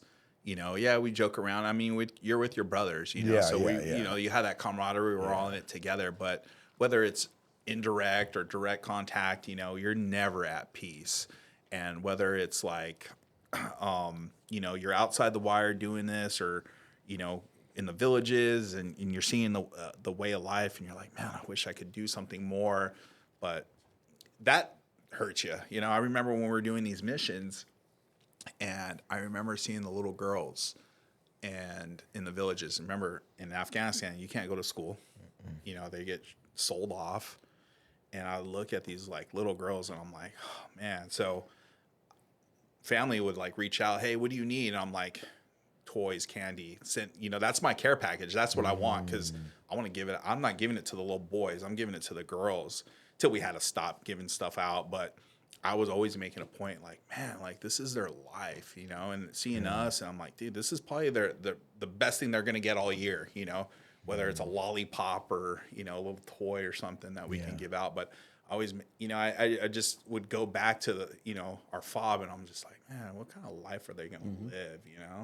I mean, they probably sold off in a year, like you hear all those stories, and it's like, it breaks my heart because we're here in America, super entitled, there's all these little things we take it for granted, and it's sad, but I love my country. I wouldn't want to live anywhere else. I fought for this. I'd die for this country. But you see how they're like, how come we can't do more? Like, I just, but that's rough. But go back to your questions. My missions were long. We would go, it was route clearance. So we had to clear the roads for infantry or for transit. So we would, a light day would probably be a 12-hour mission to go like a mile or 2 miles, or, Jeez. But they're usually 14 to 18 hours. And again, clearing the roads. Clearing the roads for like roadside bombs. Yeah, and things IEDs. like that. Yeah. So you're just searching around to make sure there's nothing. Or they found us. The bombs found us. Shit. Yeah. So there's all different types, pressure plates, your remote devices, and things like that. You're like, what is that monster can doing over there? It's like, but we had Even a toys. process. They put them in little toys and stuff. You're like, that's not supposed to be there. There's a choke. But the first time I got blown up, I was number 11 out of 14 in a convoy.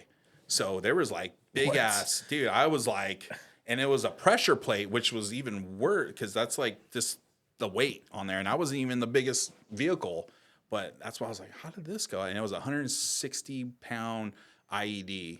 And because we had EOD attached to this, they're the bomb squad, but we're the, kind of, we just blow it up when we see something or we take it away and blow it up in place. But we just find them.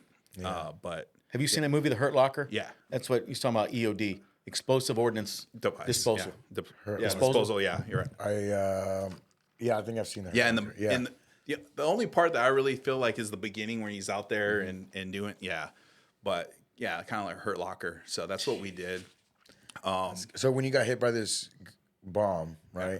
My grandfather said he got hit by the grenade too. Like when he would tell me that, I'm like, as a kid, I'm like, how are you still alive, dude? Like, what do you mean? Yeah. So like when this bomb hit you, a vehicle, yeah, a vehicle. Yeah, it was a vehicle. Oh, yeah, okay. We're in a convoy, so we're basically caravanning through Afghanistan, and like I said, the first time I got hit, I was 11 out of 14 that day, and we're not all bunched up, we have a little bit of distance and whatnot, but I wasn't anticipating that. I'm like, there's no way, and it wasn't even like a choke point, like something obvious. But it was just really, very weird to me. I was like, but again, my mind was going 1,000 different directions, and I'm like, okay, cool.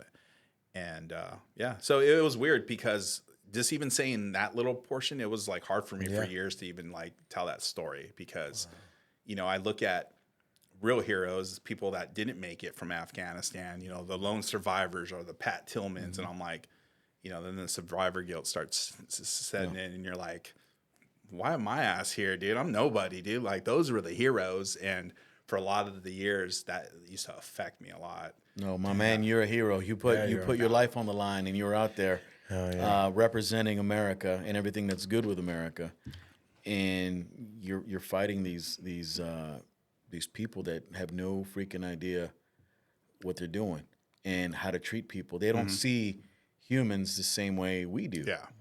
They just see, hey, we're raised to kill America, fight the West, and that's all they know. And it's just unfortunate, but that shit lives in the world. Yeah.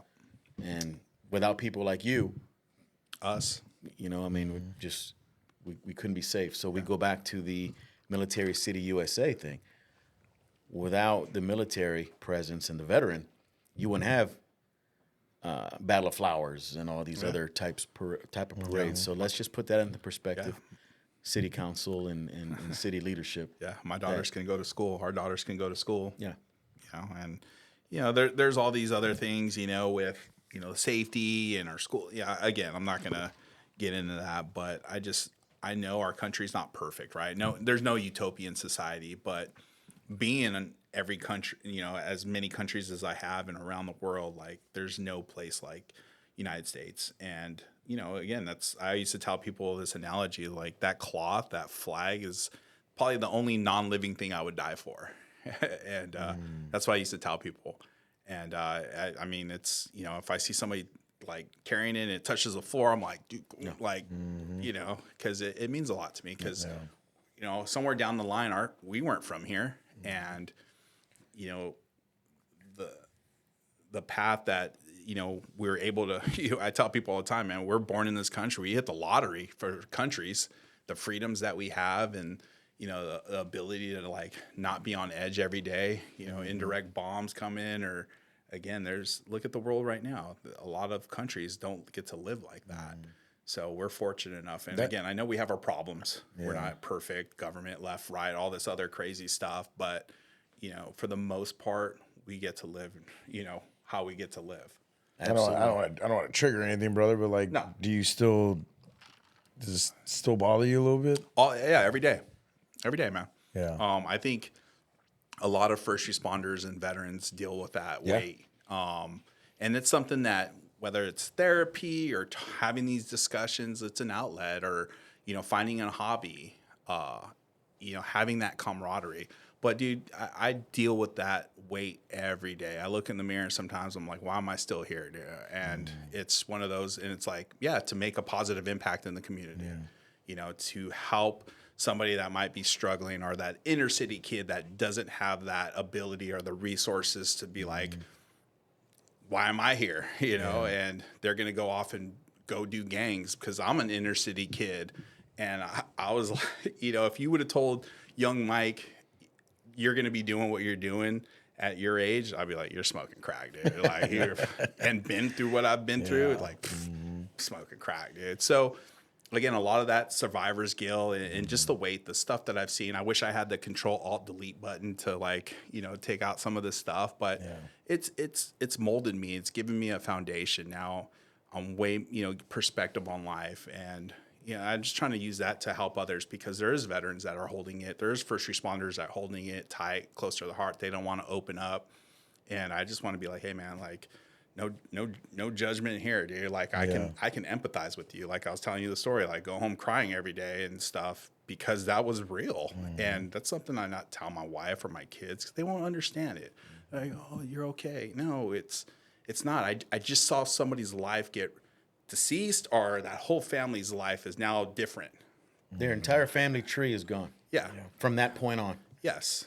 And I was part of that. Whether I liked it or not, I'm part of that. And now I go home and, you know, embracing my family, and there's a little sense of guilt. Yeah. And it's like, did I do enough?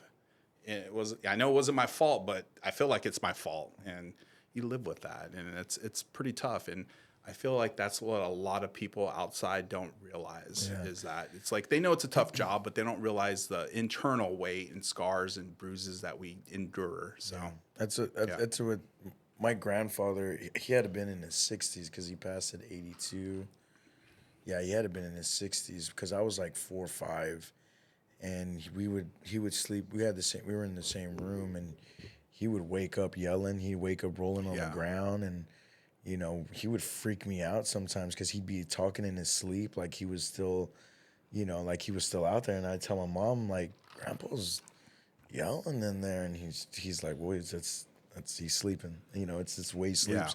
As I got older, I started understanding more, and that stuck with him to his 60s, man. Like, you know, he was in Vietnam and stuff, so it's scary, man. No, for sure. So you know, I've always do my best to always support, you know, give when I can, you know, all that stuff, because it really, man, y'all do so much, man.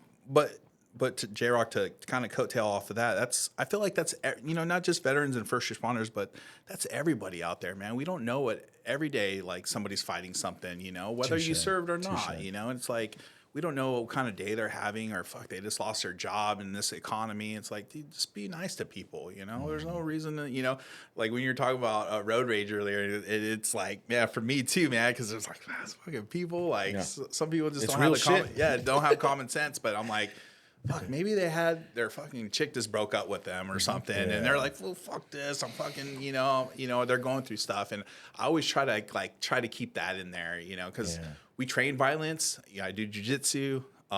You know, we're in the military. We train violence, but I think we're like the most unviolent people, you know. I take that. I'm like, okay, they're probably going through some stuff, you know. They're probably having a shitty day, and I try to empathize with people because I don't immediately think, man, they're a fucking dickhead or, you know, they're a douchebag or something like that. But I always just try to like think about that when, you know, somebody's rude to me or poor customer service. You're like, oh, maybe they just got a pay deduction or something, you know? Like I won't, you know, but obviously I hope I get better service, you know, wherever I go. If you want a tip, but yeah. Maybe the city said they weren't going to honor their retirement or something, you know? Exactly. Or Project Marvel got shot down. You know? Right. Fuck this, dude. I'm out, dude. Fucking, yeah. Frost Center Bank. Yeah. But for sure, man. So I try to keep that in the back of my head, dude, just with people and just trying to embrace them and you know, not be so judgmental. But it's hard because I'm human and I'm like, I'm a fucking tool, right? You know, it's like. But Mike, hey, we love the vulnerability that you have on this on these platforms, and we love when people are able to open up, because when they're in the military or firefighting, whatever, in some of these masculine jobs, it's considered a weakness to open up and say, oh man, I'm under stress because I saw this or I'm going through this. And in the military especially, people don't want to go get seen or get their head checked because they're going to be in fear of reprisal or in fear that they're going to get kicked out of the military and lose everything. But what advice do you have for somebody, and I kind of know what you're going to say because you've kind of done it here. What advice do you have for somebody who's going through life stuff, man? Man, yeah. No, it's a great question because I think everybody deals with things differently. I'm an isolated person. I don't like to go to my wife and say, hey, babe, I'm having a bad day. I just go isolate myself because as a little kid growing up, I was an isolated kid. I grew up with my grandmother. I didn't have my parents to go lean on. They're around, but they weren't around. So that's kind of how I did things, how I recovered. It was isolate myself. Right. So one thing is, and again, people like me, that's why I'm like, dude, my phone's always on, literally always on. You know, my wife hates it, but entrepreneur, man, like I got to answer it. Yeah. But, you know, get involved. And I know that's so like simplistic to say and easier said than done, but there's so many groups out there. Like again, the Guitars for Vets. That's why I was a big advocate of that. That's why when there wasn't one in Military City, USA, I'm like, how do I start it? Have these outlets, build that camaraderie outside, whether it's like a thing like jujitsu or guitars or art.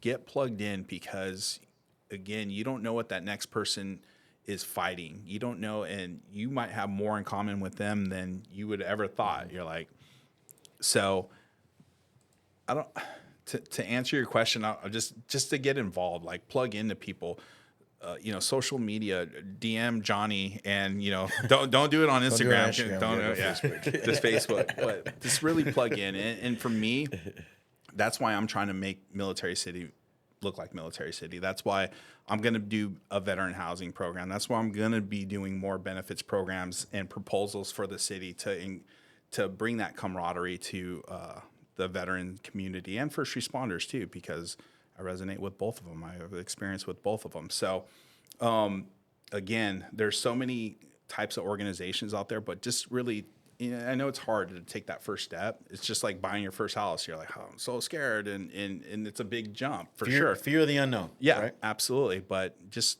really plug in. Yeah. Like this place, plug in. That is great advice. Just the more positive and influential people that are willing to help you, that you have in your circle or in your corner, the better you're going to be. Yeah. Because toxic is bad, positivity is good. I mean, that's just life stuff. For sure.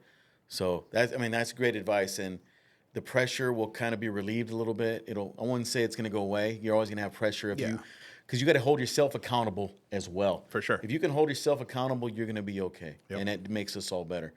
So you went from the pressure from the Army to firefighting as a first responder, and now you're in another high pressure career as a commercial realtor, right? Yeah. And what keeps you up at night, brother? Because you have, I don't know what your mindset is, if you have mindset scars or anything, emotional scars from your previous careers.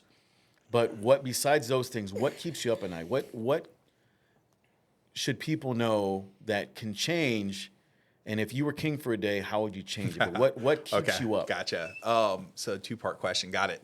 So I think overall, just being an entrepreneur, right? I think, are we doing enough for our clients? Are we doing enough for our family? Are we doing enough for the employees that we have?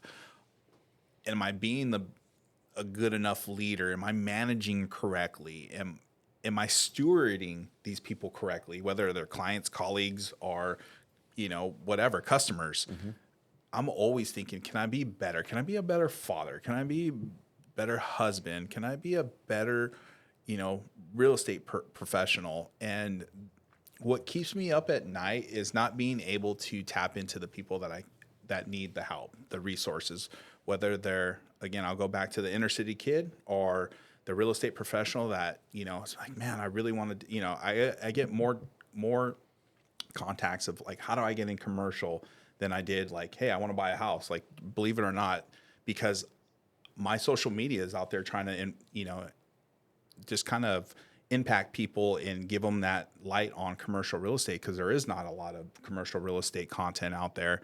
So I was like, okay, let me what I know, I want to showcase that to the public, because I'll get on this little topic real quick. Commercial real estate, it's kind of like, I wouldn't say good old boy club, but there was stigmas and perceptions with, commercial brokers don't answer their phone. They don't work weekends. They don't work nights. There's a time value component. Now, being a broker myself on this side of the fence, and it's like, yeah, most people are like, I got a commercial client, and they don't know how to vet them. They don't know if they've an operator or own commercial. They don't know what markets. So all that stuff. So what I try to do is I try to educate people, and I put it out there, and I put it out there so they can, feel like, hey, Mike's opening the door so I can tap into that commercial world. Before, there's a lot of gatekeeping, and that didn't jive with me. So I always said, if I become a person of influence or leadership, I'm going to open up the doors on the commercial side. That's why I created an apprentice program, which we teach people how to do commercial real estate for free. And for me, it's just like what I know you guys want to know. Yeah, I paid for my education. Yeah, it took me years to get competent, but I want you guys to get a little bit of, involvement. So anyways, what keeps me up at night, Johnny, is, again, just kind of, I want to lead with the servant's heart. And for me, it's like, whether it be country, community, kids, am I doing enough? And I'm always going to carry that with me. It's like, I just want to be the best Mike Vasquez I can be to everybody. And my legacy is like, Mike, he was a good businessman. He did this. No, like, I want their first words to be like, man, Mike's a good dude. That guy was just awesome. That guy is solid. Like, for me, that's my legacy that I want to leave people. And am I doing enough to get there? Am I 1% better tomorrow? So I don't know. I forgot what the second question was, but that was, If you were king for a day, what would king you for change? a day. Man. Yeah, that's Everybody to have Veterans Day off. yeah. Yeah. That's easy, man. I should take a king. Man, that's interesting, dude. I don't know, man. What would you pick? I would just, maybe not a king for a day, but if I had a wish, like a magic genie, there'd be less shitty people in the world, bro. Less thieves, less criminals, less murders, less.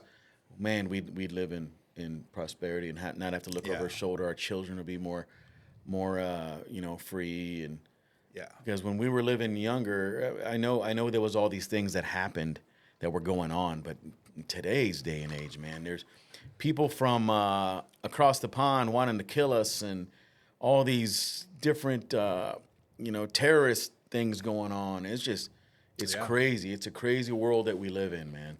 And I don't know if it's ideologies, culture, leadership, politics, but something is fucked up in our world. It's the lack of religion, too much religion. There are just so many things that are going on, and it is affecting us. I know people say, I don't want to get into politics, but it is life. Politics affect our daily livelihoods. It affects everything. Culture affects everything. And other people, unfortunately, control our safety and control our decision making and things like that. You talked about certain parts of San Antonio. You don't want to go over there, right? Not that you're trying to be, anti south side or east side of San Antonio, but just looking at the presentation, it's not appealing. And it's just one of those things. Looking at, going on a vacation to a certain spot, it's not appealing. I'm not going to go there because now I'm going to have to worry about my safety. Yep. So if I were a genie or if I had a wish, that's what I would, I'm not trying to be John Lennon and saying, imagine all the people. I'm not trying to do that. Or sing Kumbaya. Because, there needs to be a little bit of conflict in the world, right? Just a little bit. Yeah. Not everybody could agree on everything, but just the safety aspect, man. That's something that I would change. Yeah. How's your relationship with your family and everything? Is it you got a great support system and things like that? Yeah, I was just telling my buddy earlier. He's an Air Force veteran. Okay. Retired firefighter, again, retired early. And we were literally just having this conversation on the way here. We're talking a little business, and then we're like, because he's almost been retired out of the fire service a year. And again, retired early, like me. And we're talking about, for me, like one of the, again, I'm not financially free yet. I feel like the trajectory, it's up and coming, all that stuff. But I told him, I was like, I tell this to a lot of firefighters, a lot of buddies back home. I said, yeah, I might not be financially free, but one thing I do is I take my daughters to school every single day, non-negotiable. That's why I don't set meetings before 9 a.m. I go, that to me, that's a sense of wealth. That's freedom, and that's wealth. You can pay me $1 million salary to give that up, and that's powerful. Yeah. And I remember being a firefighter. We always try to get home early, and that was always the kitchen table talk. Like, oh, dude, my relief's coming from home. I can make it home, and I can take my kid to school. Like, that was like a big win. I get to do that every day, and you can't take that away from me. And I get to walk my girls to class, kiss them, boom, home. Then I start my business day.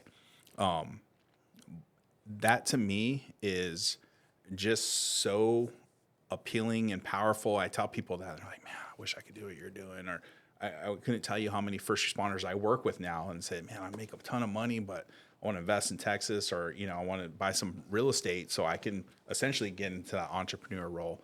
So for me, man, it's just, I feel like I'm doing a lot of right things. Yes. Can I improve? Can I grow? I'm still doing that. I'm still taking classes. I'm still trying to get better, trying to horn in on the craft, and still a lot to learn in this space. But whenever I'm knowing, I'm trying to, feed it back to others in that, so we can all grow together. Growing is knowing and all that good stuff. So yeah, man. Oh yeah.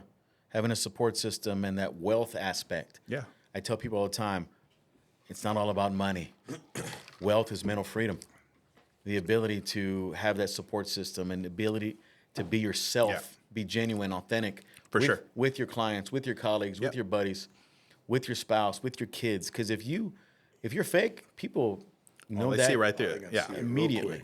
Real quick. And they'll be like, fuck that dude. Yeah. That guy's fake as hell. You hear that commission breath, right? Yeah. Yeah. It's like, and it's funny because when I first, especially getting in the commercial space, because now you're dealing with, these hedge funds, potentially hedge funds people, these very financially sophisticated dudes.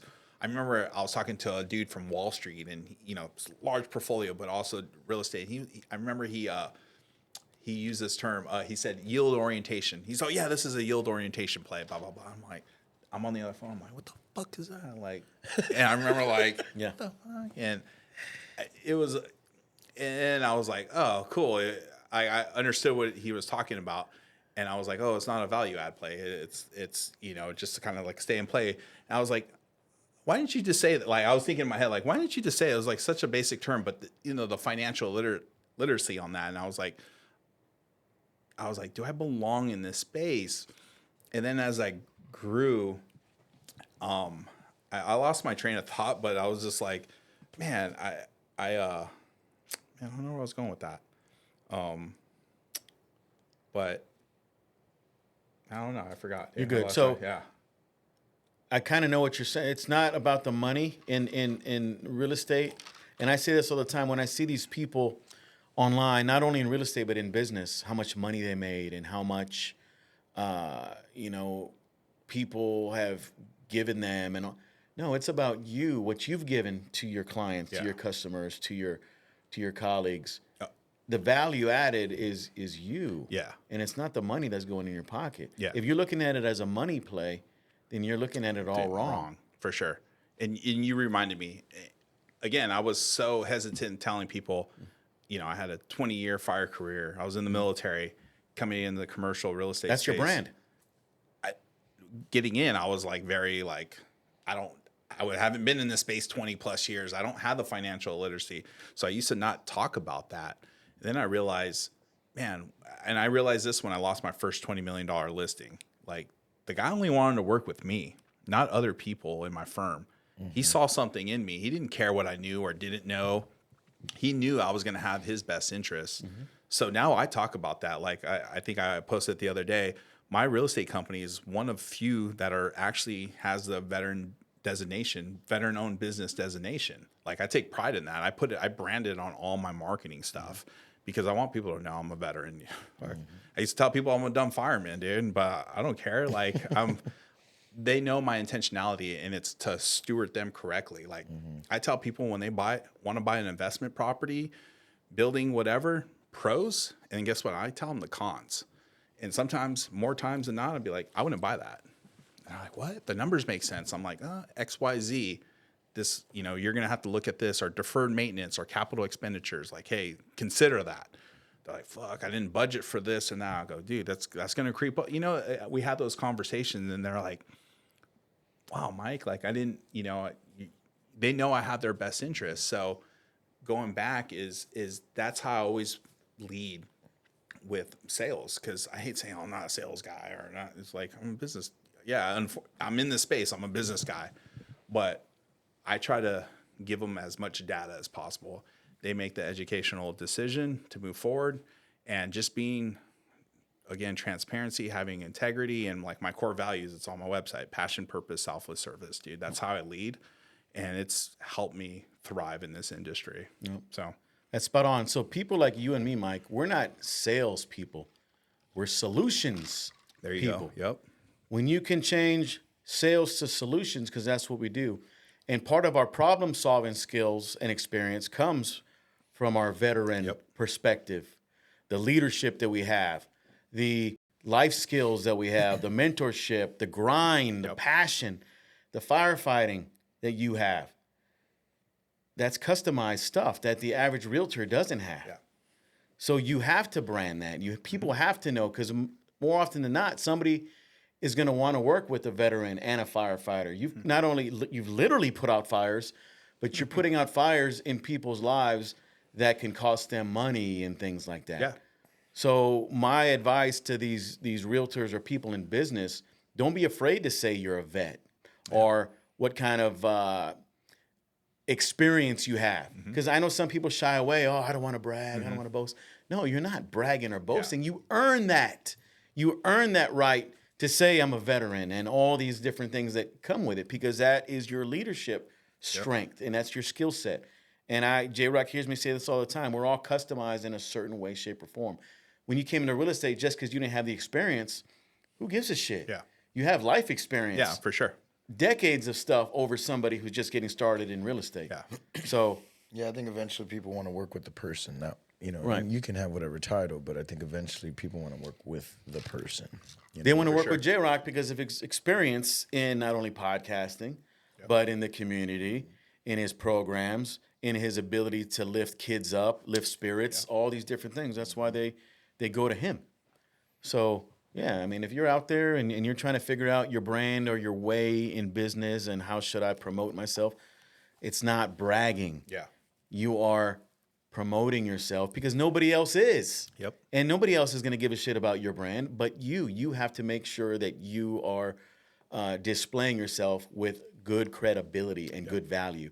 Because some people get it the other way, where they're not confident about themselves and their credibility and value goes by the wayside, and then they can never be successful in business or even in life because of that. Yeah.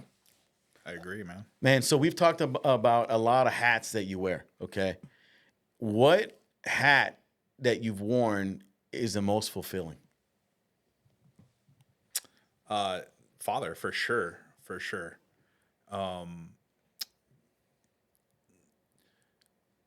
You know, all the other hats are, you know, what helped me be, Grow. you know, yeah, the foundation. But I mean, that fulfillment of, you know, being a dad, being a father, you know, having that community of that love. And I mean, you know, you're a girl dad too. And I just, to me, that's the best, to be involved. I come from divorced parents, and like I mentioned before, I was raised by my grandmother. So I'm doing all the things that I wish I would have had, you know, which is totally cool because we want what we didn't have for our kids, and whether it's, you know, a will or whatever. But that's, for me, that's an easy one. It's being a father, like, for sure, because I'm involved. I get to go to events. I get to go to school stuff. I also don't have to ask permission for my job. You know, we go on summer vacations. Like, we get to do stuff. And my wife's the real MVP because she's like the backbone for sure. We can't do shit without the spouse. My wife is literally, at first, when we got together, I'm like, why are we celebrating St. Patrick? Why is the house decorated for Easter? And, you know, we should be celebrating Jesus. And we do, but it was like, I used to like get annoyed, but now she, like, Valentine's Day, there's hearts all around the house. And it's like, yeah, I'm like, now I embrace it. I'm like, that's pretty cool, actually. Like, I low down, like, we'll talk smack to her, but I love, like, because I didn't have that as a kid. I remember when I was growing up, I told my grandma, I was like, hey, can we sit at the table for Thanksgiving, like all of us? And like, because there was always a lot of people in my grandmother's house. There was never less than 10 people living there. So I was like, hey, one day, can we just, like, one Thanksgiving, can we sit at the table and just eat together? And my grandma was like, yeah, but it didn't turn into that. And no, it was like a free for all, like a buffet. You just go in and eat, sit down, get more. Did y'all do the prayer at least? No, it was every man for themselves. You know, you get in, and that's how my grandma's house was. That's all I knew, but that's how I grew up. But I always wanted that. So, but now you built the structure. Now right? we have that. Yeah. So, you know what's cool is people like you and me and J-Rock, we build young men. He's a basketball coach. I was a recruiter. I led a lot of teams in the military, and I led a lot of teams in, you know, what I do today. You led a lot of teams in the Army, firefighting. But now as girl dads, this is just for you and I. Now we build young women, and we empower women to be valuable, successful, for sure, smart, resilient, impactful. All these different things, and that's with our daughters. For sure. I tell people all the time, this is a woman's world. You know, that's why they call it Mother Nature. You know, and if men were really running this, you know, men are dumb as shit, man. Men make dumb decisions. For sure. But women, just like you said, it's all about the woman. Yeah. I'm a believer that women rule. Yeah. Everything. Yeah. We like, again, I think we're equal in the sense of like jobs and all that stuff. We know there's biological differences, weights, you know, working out and, you know, just basic stuff like that. But power's not always muscle. No. Power is just in the person. For sure. 100%. Yeah. But that's why I try to tell my daughters, like, dude, you can do anything you want. Just whatever that is, you do it. Like, yes, you can run a company. You could be whatever you want to be. Don't let that stop you. And especially the Latina females, you know, my children being Mexican, like, dude, fuck yeah, dude. Like, and I'm trying to push them to be bilingual and do all that stuff. How's that going? Challenge. It's a challenge. It's a challenge. You know, you got YouTube University, and so they're in bilingual classes, but one's not really receptive, and the other one, you know, my older ones, they're pretty good with the Spanish, but the little ones, it's tough. How many do you have? 4. So, yeah. So you live with 5 women? No, there's 4. So 3 girls, 1 boy, and then my wife and me. Yeah. Okay. So you got 3 girls, but yeah, that's a lot of well, majority. estrogen. That's why I said that's a lot of estrogen in there. Yeah. So I got a wife, 2 daughters, and I got two female dogs. and they rule the roost. Yeah. I used to think I ruled the roost, but I ain't shit. Yeah. In the house, and J-Rock can attest to that. For sure. Yeah. I can't even get in sometimes. No, I'm just Yeah, yeah.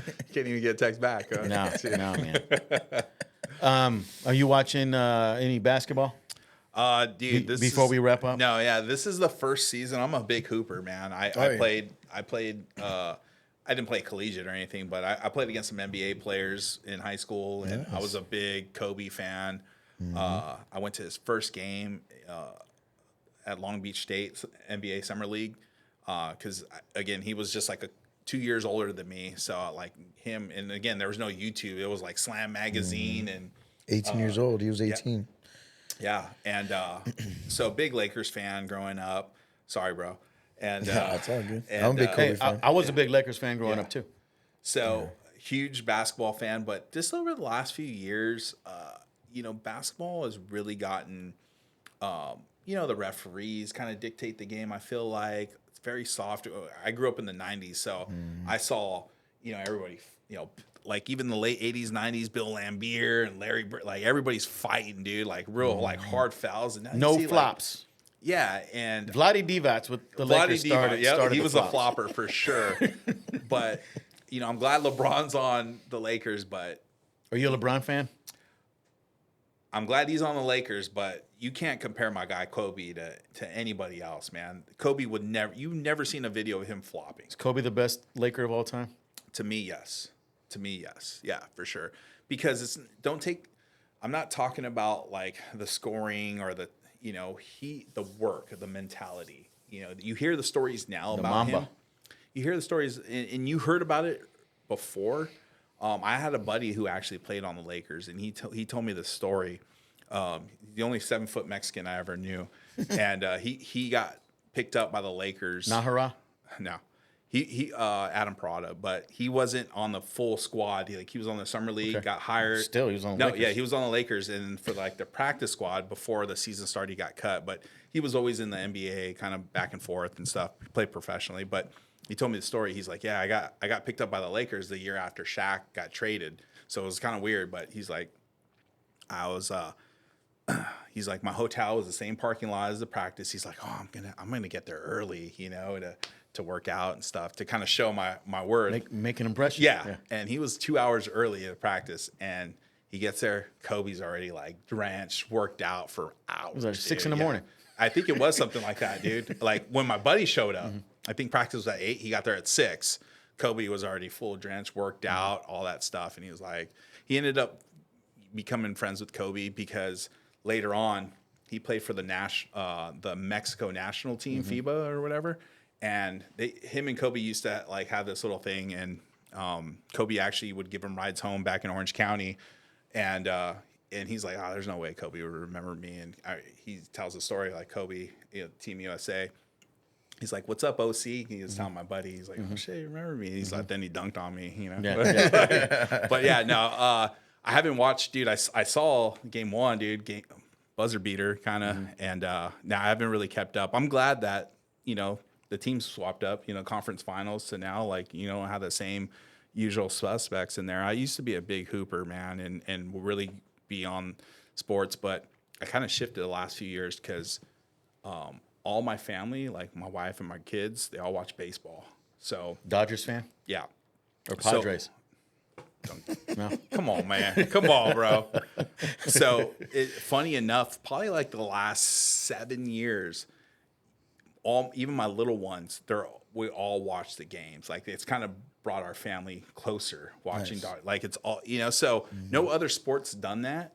So now I'm like, dude, like we might not be engaged at home, but the Dodger game will be on, and we're like, my wife's cooking, I'm coming, finish up, I just get home from work or something in the office, and everybody's, kids are Everybody's doing sitting there. Yeah, and the game's on, or we're like, oh, dude, Otani's up, or when my daughter likes Mookie Betts, and we're like, oh, dude, like, and we're watching it, and everybody's involved. My wife's not a big, she likes sports, but she's not really like a sports fanatic.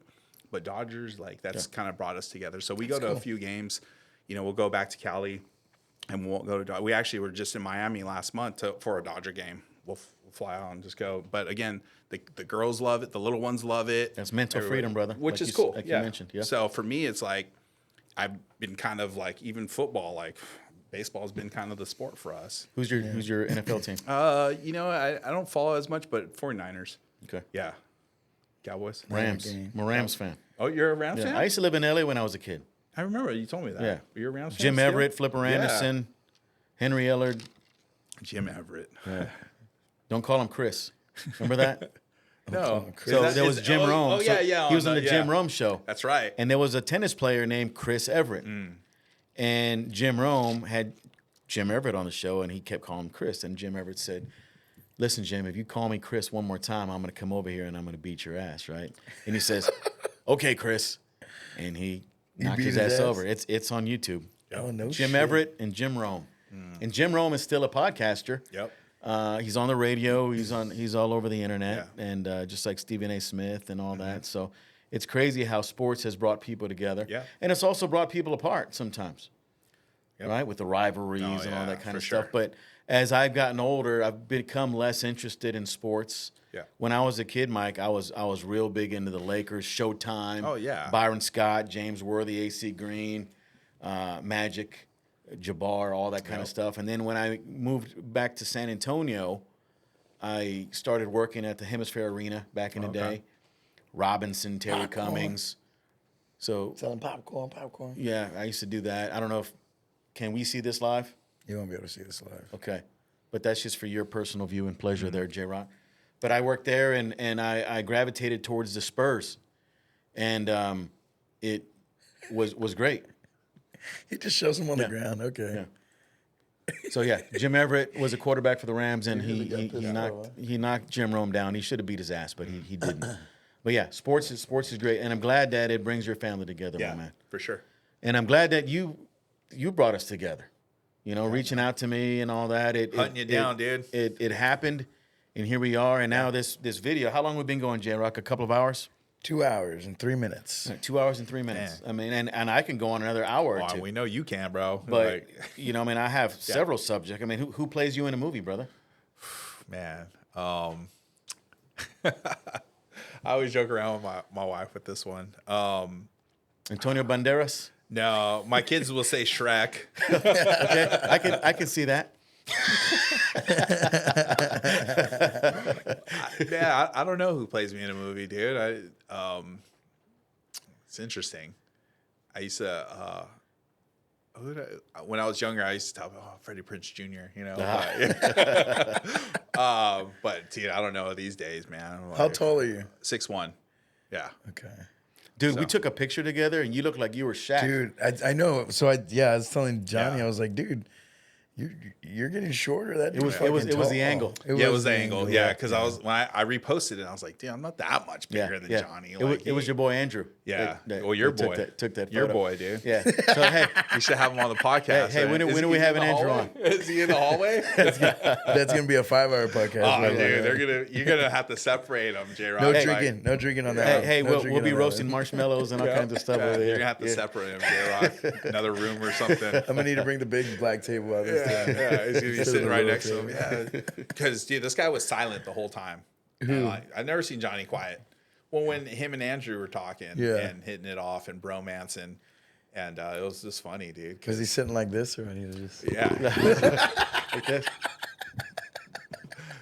And I'm like, dude, get a room already. No, NH, man, NH. Yeah. I was doing. I was doing another like inside joke too that we kept laughing just to break up the ambiance. I was doing something like.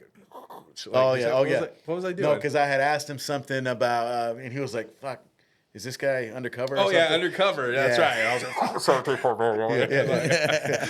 that was like the scapegoat. Like, because I asked him a question that only an undercover cop would ask somebody. That's right. Yeah, and he was like, he looked at me weird. He was like, "Who said that?" I'm not going to say what I asked him. I don't remember what you asked. It was something about something he buys up in Portland. But we'll just keep it was funny. It was Yeah. something. He's like, you undercover. You can kind of put two and two together, right? I got you. That's right. Good memory. I know. I was like, so where do you get that stuff from? He was like, let's change the subject over here. So we have this guy on next week? You should. Well, I thought that's what you said. I'm bad. Possibly. So this guy, he knows a lot about the city, and we were talking about the city infrastructure Yeah. and the highways and how fast it's getting built, and he had an answer for everything. Really? On I-35, right there by Live Oak and all that, and he says that's going to be done here. So you know, looking at his watch, and you know, it should be done in He a gets a second lot now. of he gets a lot of city contracts with this company. He sits a lot of board meetings. So Johnny was just like, I was like, just getting he's like, hey, he's like, woo, like, like, do you need an assistant to go with you go talk? Because I like to go talk to the city. I'm like, get a room, bro. Like, fuck, dude. Like, that's all I was saying. You chopped liver, dude. I don't know how Jessica felt, but I know I felt like chopped liver, dude. No, she's good. She's used to me talking all the goddamn time. I don't know. Well, how, I know, how but she that's what I'm puts up with saying. me. You weren't talking. You're just like, Yeah. oh man, I was listening. Yeah, no, it was cool. It Yeah, was and fun. I think I was taking notes and stuff and all kinds. I was like, okay. I was like, can we get some mics? Can I call J-Rock to bring the mics and cameras out here? Yeah, right now. No, it was good stuff. No, it was fun, man. Definitely got to do it again. But bro, it's been a pleasure having Yeah. you on. I know you got some things to go do in San Antonio. Yeah. And I love having these live conversations because, like I said in the beginning, you and J-Rock didn't even know each other, and you guys were talking about life, and Yeah. you were getting vulnerable, but that's leadership. If you're not getting vulnerable, bro, you're not leading anybody. You're not helping somebody else out. So I love that about you, and I love your ability to influence and entertain. Yeah. And motivate, man. And you are a true testament of just getting your shit done and getting out there and making shit happen. I love your little reels that you've made, because when I first talked to you, you were like, I don't know. I'm not sure if I'm going to do some videos. And I said, dude, you got to get out there. I said, I don't remember what I said, but I was like, if you don't shoot, you don't score. Who gives a shit what people say? Get out there and freaking do it. And you're doing it. And now you're making a whole bunch of videos, and I love them, man. Every time I see it, I'm like, I watch them, and I'm like, shit. Yeah. That's influential, and it's great information. Awesome, man. Thanks. Yeah, I appreciate that. Appreciate the advice too, because I was hung up on that for a long time. I'm like, man, I don't see my ugly ass on camera or cringe when I but I just felt like I was doing a disservice to everybody by not putting that information out. Whether it's what's happening in our city, what's happening in the real estate market, or hey, when's the next big thing coming here? Or hey, if you're an investor or a developer or just a real estate investor and you're like, dude, I want to tap into like, what's the next best thing? Like, hey, watch Mike's videos. Like, I'll tell you, I don't care. Here's the playbook. Dude, we can all make money. We can all thrive together. Like, this is not me. Oh, I know everything and I'm not going to hold it near and dear to my heart. No, dude, just outwork me. You know, that's what I tell you. Just outwork me because it's going to be tough. But here's the playbook, guys. Like, here's what I know. I want you guys to know it. There's nothing. Like, I'm total open door. And that's what I'm just trying to do, because I want plagiarism. I want people to be like, you know what? I want to do a veteran housing stuff. Like, cool. Let's work together. And now 2, 3, 4, 5 people are doing it. And guess what? Now we have a bunch of veteran housing Cool. Awesome. I know I can't do it by myself. So I want people to get involved and be like, I want to do what he's doing. Okay, cool. Let's go. Like, let's collaborate. Because I notice at the top, when I see these people, they're like not competing. They're collaborating, man. They're joining forces, or they're like, hey, man, like, I come from a different world, but dude, I like the way you work, or this. Like, let's put our thoughts together in the collision of minds and ideas. And that's how innovation happens. Right. So, right. It's not like the old school NBA, because back old school NBA didn't want to collaborate. nah. LeBron wants to collaborate, but it's the opposite in business, though. But in business, you want to collaborate. 100%. We're hashtag better together, man. And you and I are better together, and we're all better together. And you are making people out there better because they're following suit. They're watching your videos, and now they're getting intrigued by the commercial real estate aspect, and they're emulating some of your videos. And I see a lot of that now, right? And you're probably like, look at this. And you're like Mr. Miyagi. You're like, look at this. Because if you wouldn't have done it, you might have people still sit on their couches. For sure. Right? For sure. So, No, and I like that. And I see some similarities. I'm like, oh, that's cool, whatever, But you started that stuff, man. I think we all have that sense of like innovation and things like that. And for me, it's just putting it out there. It was just trying to get over that hump that I was really hung up on for a long time. Are you over it?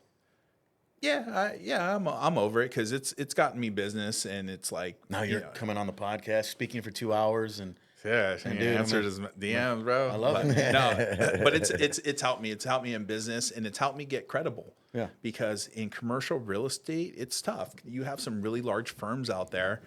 They don't know who Mike Vasquez is. They don't know who Virtus Realty is. Like, they don't. you know, and for me, I was like, how do I get credible? How do I get in these rooms with my peers? And they, oh, hell, Mike, dude, I don't know how many times now they're like, dude, I like your video, or hey, man, you're doing great. Like, keep up. Or if you need help with stuff. And I'm like, or I get invited to these, you know, secret society, you know, commercial groups or something. I'm like, dude, me, like, you know, kind of sit back, even though I play it off cool, like, oh yeah, cool, man, you know, but internally I'm like, fuck, dude, right on. And I think it's just putting yourself out there. Absolutely. I don't know everything. I'll be the first person to tell you I haven't done it all. I don't know everything. I don't care. That's, again, what gets me up in the morning and be like, dude, I'm 1% better or something. You know? You might not know everything, but you can find somebody who does. For sure. And that's the beauty of it. Yep. We all can. And if you intentional about that. So yeah, that's kind of how I live it, and that's how I roll. So besides here in our studio today, where can we find you, man? MikeV.SATX, Instagram. I'm more of an Instagrammer. Okay. On Facebook, I don't even know what that tagger is. I think I just started my admin started a TikTok for me, so all my videos are on TikTok. Okay. I don't even know what that is. I think it's like Mike CRE broker or something. I have no idea. I don't even have the login for that. So, but I was like, hey, let's just see how we work with TikTok. Let's see if we get any traction with that. And the same thing with YouTube, but I'm very more involved with Instagram. That's kind of like my go-to. I have a LinkedIn, but again, I think Instagram's got me more business than any of the other platforms. So, yeah, VirtusRealtyTX.com is my website. So, yeah. You're a beast. Nah, bro. Appreciate you. No, I appreciate you. And, yeah, let's do more of these. Maybe we can have you as, you know, coming on and the Shoot the Shit podcast. Shoot the Shit podcast. Where we talk about sports, current events, P. Diddy. We'll talk about, you know, housing, maybe minimal on that. But whatever's popping, we go off the cuff, man. Totally down, bro. So, Mike Vasquez, you are a badass, and thank you for your service. Thank you for your first responder service. Thanks for being a great dad, a great leader, great husband, and beyond, man. The world is yours, just like Scarface said. Twism. And keep on doing it, man. Yeah, for sure. Thanks, guys. Appreciate it. J-Rock, you got anything? Good to go, brother. All right. With that said, you are unplugged from the Social Plug podcast, and we'll see you next week.